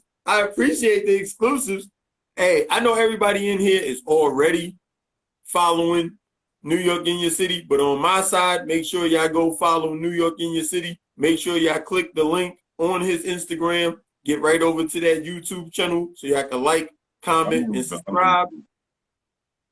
And man, like I said, I super thank him for coming through, kicking it. Hey, we know that it was definitely more than an hour. It doesn't matter because you can't put a time limit on a great vibe, a great conversation. Be inspired, learn something from it, and enjoy it. And that's why my lives end up being 2 hours. When I started, I used to do 30 minutes. They said it wasn't long enough. Then 45 wasn't long enough. Then an hour wasn't long enough. Then an hour and a half. I said, okay, hour and a half is the cap. No, New York, you got to do this. So it ended up being 2 hours. And ladies night ended up being 2.5 hours. They love you. Hey, they love the vibe. And you cannot deny the people what they want. You know what I mean? That's your audience, and you got to cater to your audience. So many people go against the grain. Like you said, you got to take the me out of it. You got to do what's good for the channel. You got to do what's good for the brand, and you got to satisfy your audience. See, that's why you're so successful with what you're doing. Yeah, I'm giving them what they want.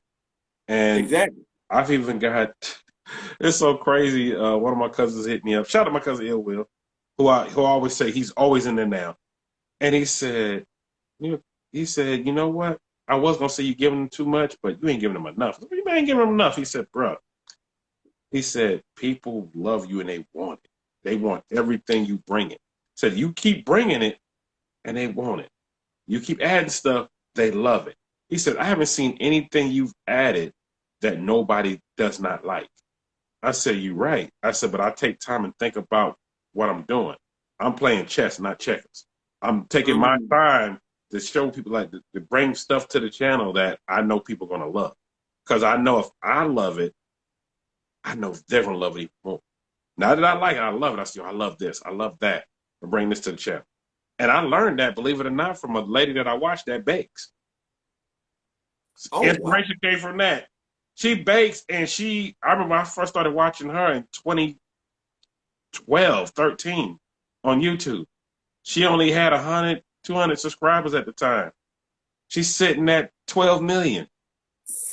Woo. And stay tuned, she's coming to the podcast. Wow. She owns her own bakery, and she sits there and bakes. Wow. And she gives people what they want. Like, for instance, she gave away samples. The cake she made, this is right before the whole epidemic, the cake that she had made for Valentine's Day, showing how people make this heart-shaped cake. She cut it, took samples, overnighted it on dry ice to winners. Wow. I said, I wish I would have won one, because and then she had them record video of them eating it. And this one dude was like, I want to buy a whole cake. And she had it up there for sale with overnight shipping. I said, that cake's expensive, but they was loving it. Yeah. You know, that's what I was going to say too. Quality and price. You know, people, I don't know about this. You got to feel it for yourself. Like this shirt. Speak on that merch you wearing. Speak on that merch you wearing, because a lot of people thinking that maybe cheap quality. I'm like, no, it's not. This ain't see-through. Look, you know how sometimes when you put on a cheap shirt, you can see your undershirt underneath it, or you can see the person's chest or whatever underneath it. This shirt feels good. You already know that you're going to be able to wash it, hang it up, let it dry, and it's going to turn it inside out to wash it, though, because if you got other clothes in there, you don't want to turn the inside out. Wash it by itself. You can't turn it inside out. Trust me, I've washed all, because I got a load of merch for myself, so I've washed them all several times. And I did that as soon as they came. I just threw them in and started washing the ones that I had for me. They went in there and said, I want to see this. I want to do the test. I did the test. I passed the test. Hey, good merch, man. The design is fire. We all know that. And the quality is great. And if you ain't got one, you're slipping. And if you waiting for Dallas, you slipping for real. You better send the money to that Cash App money going fast. I had a whole stack. My stack is dwindling. I mean, going down. Yeah. Waiting for Dallas is a huge mistake. You can't see nothing in here. This is straight up. You see my beard, but you don't see no top on me with this. You won't be able to see nothing. These are good quality shirts. Period. You already know, because yours is in the box. That's all I wanted. I was like, look, I'm not cheating on quality. If the quality is going to be right, my name's on this. Our brand is on this. This is the first set of merch. Y'all don't know. It took over a year of me working with merch. To find the right person, to find this, to do that, to do this. And stay tuned. Snapback hats coming soon. And to do this and do all, and New Era hats coming soon too. Stay tuned. And to do everything that I have been doing, I was like, and they're gonna be limited New Era hats. So once they're gone, they're gone. It's gonna be limited edition. I'll tell you about that soon when they come. They're gonna be sitting all right here. Hey, New Era snapback, limited edition. I'm gonna have only that much. Once they're gone, they're gone. That's it. People might complain about price. They New Era. Not Flex, for New Era hats. Stay tuned. So when I had that stack out here, it's only a handful left. So that's why we started doing the rest of them drop ship. So people that have been ordering, it's getting shipped to them. Shipped straight. Hey, I'm glad that it's March 27th and I got mine's on. Hey, with it. Hey, that exclusive. Hey, if I had to bring them on my program to make it happen, it was worth it. Let's go. Exclusive. And I'll make sure I put it out there, y'all. He ordered it for Dallas. So it was already sitting here. But being I was already on the show, he's like, you're in New York, I would love to wear it for the show. So say less. Next day, I sent him a confirmation. Shipped. You have it in 4 days. Oh, yeah. He hit me up. He did a whole video on it. I was like, okay. Hey, that's what you do, man. Real ones support real ones. I support people building a brand. I support people building a legacy. You know, like I said, it don't cost me to like or comment. It don't cost me to follow people. And I tell people all the time, that's what we're supposed to do. You're supposed to want to see the next person doing something, because they could be doing something negative that could affect you. So if they're doing something positive that you could be entertained by, that you could enjoy, why not? You know what I mean? And like I said, whether it costs me to support and buy a shirt, buy a hat, and I'm talking to everybody. I'm talking to everybody because I think of all of you guys as a community, and I definitely thank you guys for welcoming me into y'all community and supporting me. So I thank all of y'all. I know I'm not big with the shouting out in the comments, but I do reply to my comments on Instagram. I do reply to my comments on YouTube. So, Stand on It podcast, like, comment, subscribe on YouTube, and you can follow me right over here on Instagram. I definitely comment back. I just don't do it the way New York does it in the live. You know what? And it's not easy either. I try my best to make sure I don't miss anybody. Because to me, everybody's an all-star. Everybody's great out here. So they're great in their own way. They may be doing something different what you're doing, but they're great in their own way. And I try to make sure I shout out everybody in there. You do. You be on it. I miss anybody put it. Now, I will say this. That ladies night to have over 1 million people in there. I'm sorry, I ain't gonna be able to get everybody. I'm just gonna click as much as I can. Because there's gonna be a lot going on during that ladies night. That's all I gotta say. Hey, I don't think people know how hard that is. Like, I sat there one day, right? And I'm just reading the comments. And I'm thinking to myself, I'm not even recording, right? I'm just in the audience. And I'm like, man, he's got to see the comment. He's got to flag the comment. He's got to put it up. He's got to stay on point with, with everything else he's got going on in the background. And I'm like, yo, people don't realize how much work you put into the production of your show. And that's why I definitely qualify it as a show. It's elevated. It's graduated. It's right. Graduated. Right. And I agree with you. Definitely do. Man, we talked about the cars. We talked about the bikes. We talked about Atlanta. We talked about Georgia. We talked about you traveling.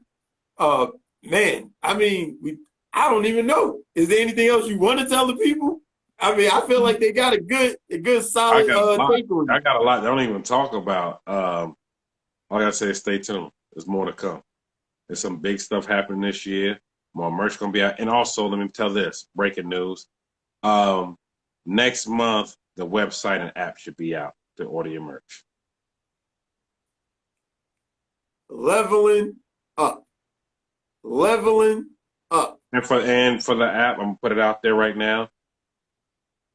You download that, the first one to purchase anything on it, 20% off the whole website. Man. So stay tuned. Salute the grind. Respect the man. Mm-hmm.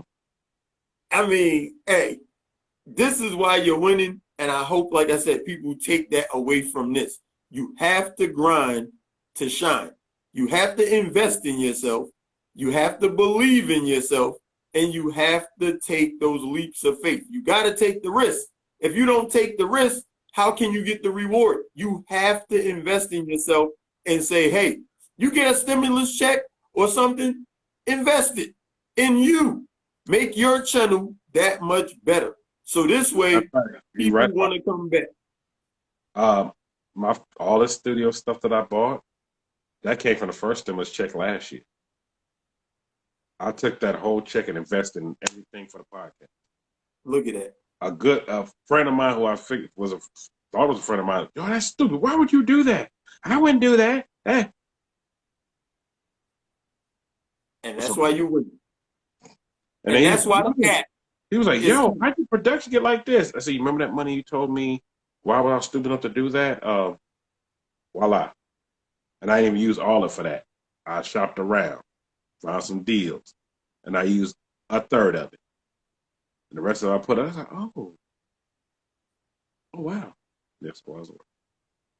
Yeah, man. So that's why I say be inspired, be entertained, but be inspired and understand there's no timeline to success. So if you putting up them videos and your subscribers ain't moving the way you want it to move, don't worry about it. Let the content speak for itself. As long as you keep putting that great content out there and you keep networking with people and taking pictures with people and liking and commenting and doing what you're supposed to do. And visiting folks live help a lot. A lot of people don't know that. Being engaged in other people's stuff and they see you. They're like, yo, that's so-and-so. Then they're going to go to your channel, check it out. Oh, let me hit that button.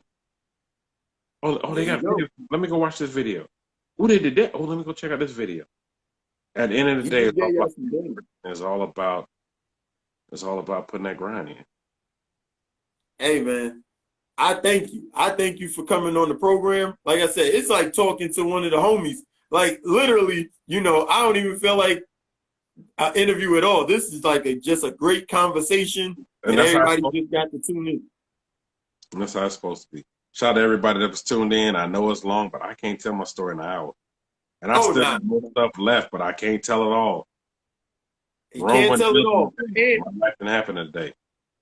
And I'm gonna let you know that later on, maybe a couple months, whatever the case, I'm gonna have you back for a part 2, the same way you bring people back, because that's how we do. That's how we do. Hey, I'm with you on that. I said, let's do it. All you gotta do is hit me up, make it happen. Hey, you already know we just phone call away. I see you in Dallas in a couple of weeks at the big showdown. I'll be there. And New York in your city. Make sure y'all go to his page. Follow him on Instagram. Hey! Make sure you're there. Definitely. That's not New York City. Just make sure you're there. Also tune in. Like I said, shout out my dog Logic.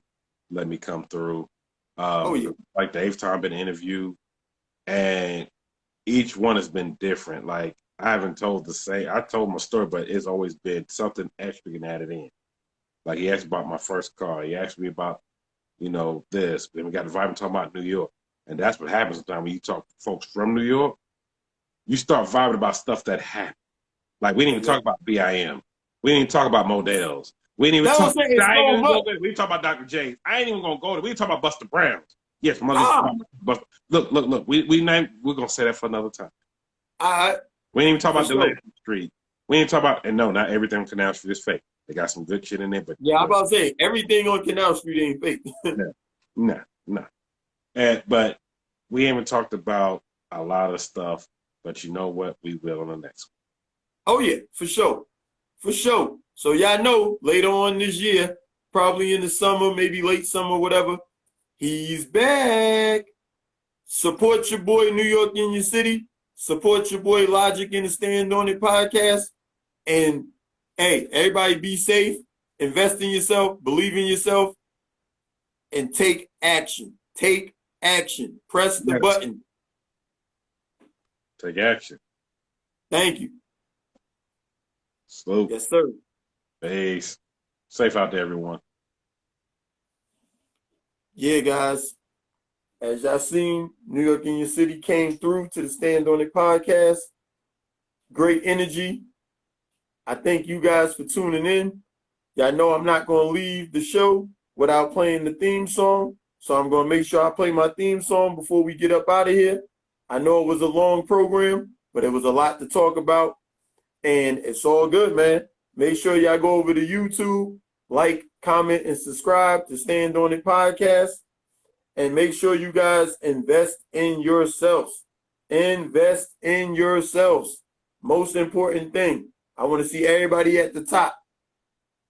So make it happen. You only live once. You only live once. Treat yourself. Don't cheat yourself.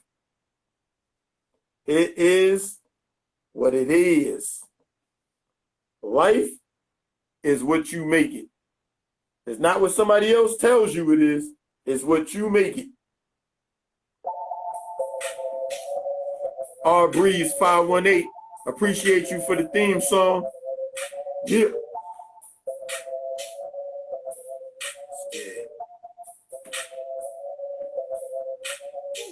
If it's shit you believe in, you stand on it. You ain't well served, gotta land on it. 10 toes down, I'ma stand on it. No, it's double as soon as my hand on it. Get it first from the ground, cause we stand on it. Mark that scheme, feeling like flare on it. Live on IG, it's the podcast, stand on it. Look, if they're speaking our language and let them in. Chopping it up with some veterans. Just planning a stack of some presidents. Real recognizance as real as it's ever been. Only thing changing the weapon of resonance. Look, we all hustlers. You see what we peddling. Now working through business with peace motivated to get to the bag. Entrepreneurial scheming on cash. to our actions. Tell me what you stand on. Nah, really what you stand on. A platform to put your fam on. A network to keep the fam strong. It's the podcast and the brodies as well as it gets. Gotta check Logic Management Services. Any topic you chop it, just sit on and watch it. It's up with Logic, you cup it like laminate. Yeah, tune in on the gram to the podcast, stand on it. If it's shit you believe in, you stand on it. You ain't well served, gotta land on it. 10 toes down, I'ma stand on it. Know it's double as soon as my head on it. Get it first from the ground, cause we stand on it. Run through the scheme, feel like flat on it. Live on G, it's the podcast, stand on it. Once again, thank you guys for tuning in to the Stand On It podcast. Go over to YouTube, like, comment, subscribe. 2021, believe in yourself, invest in yourself, and take action. Salute to all you guys. Appreciate you.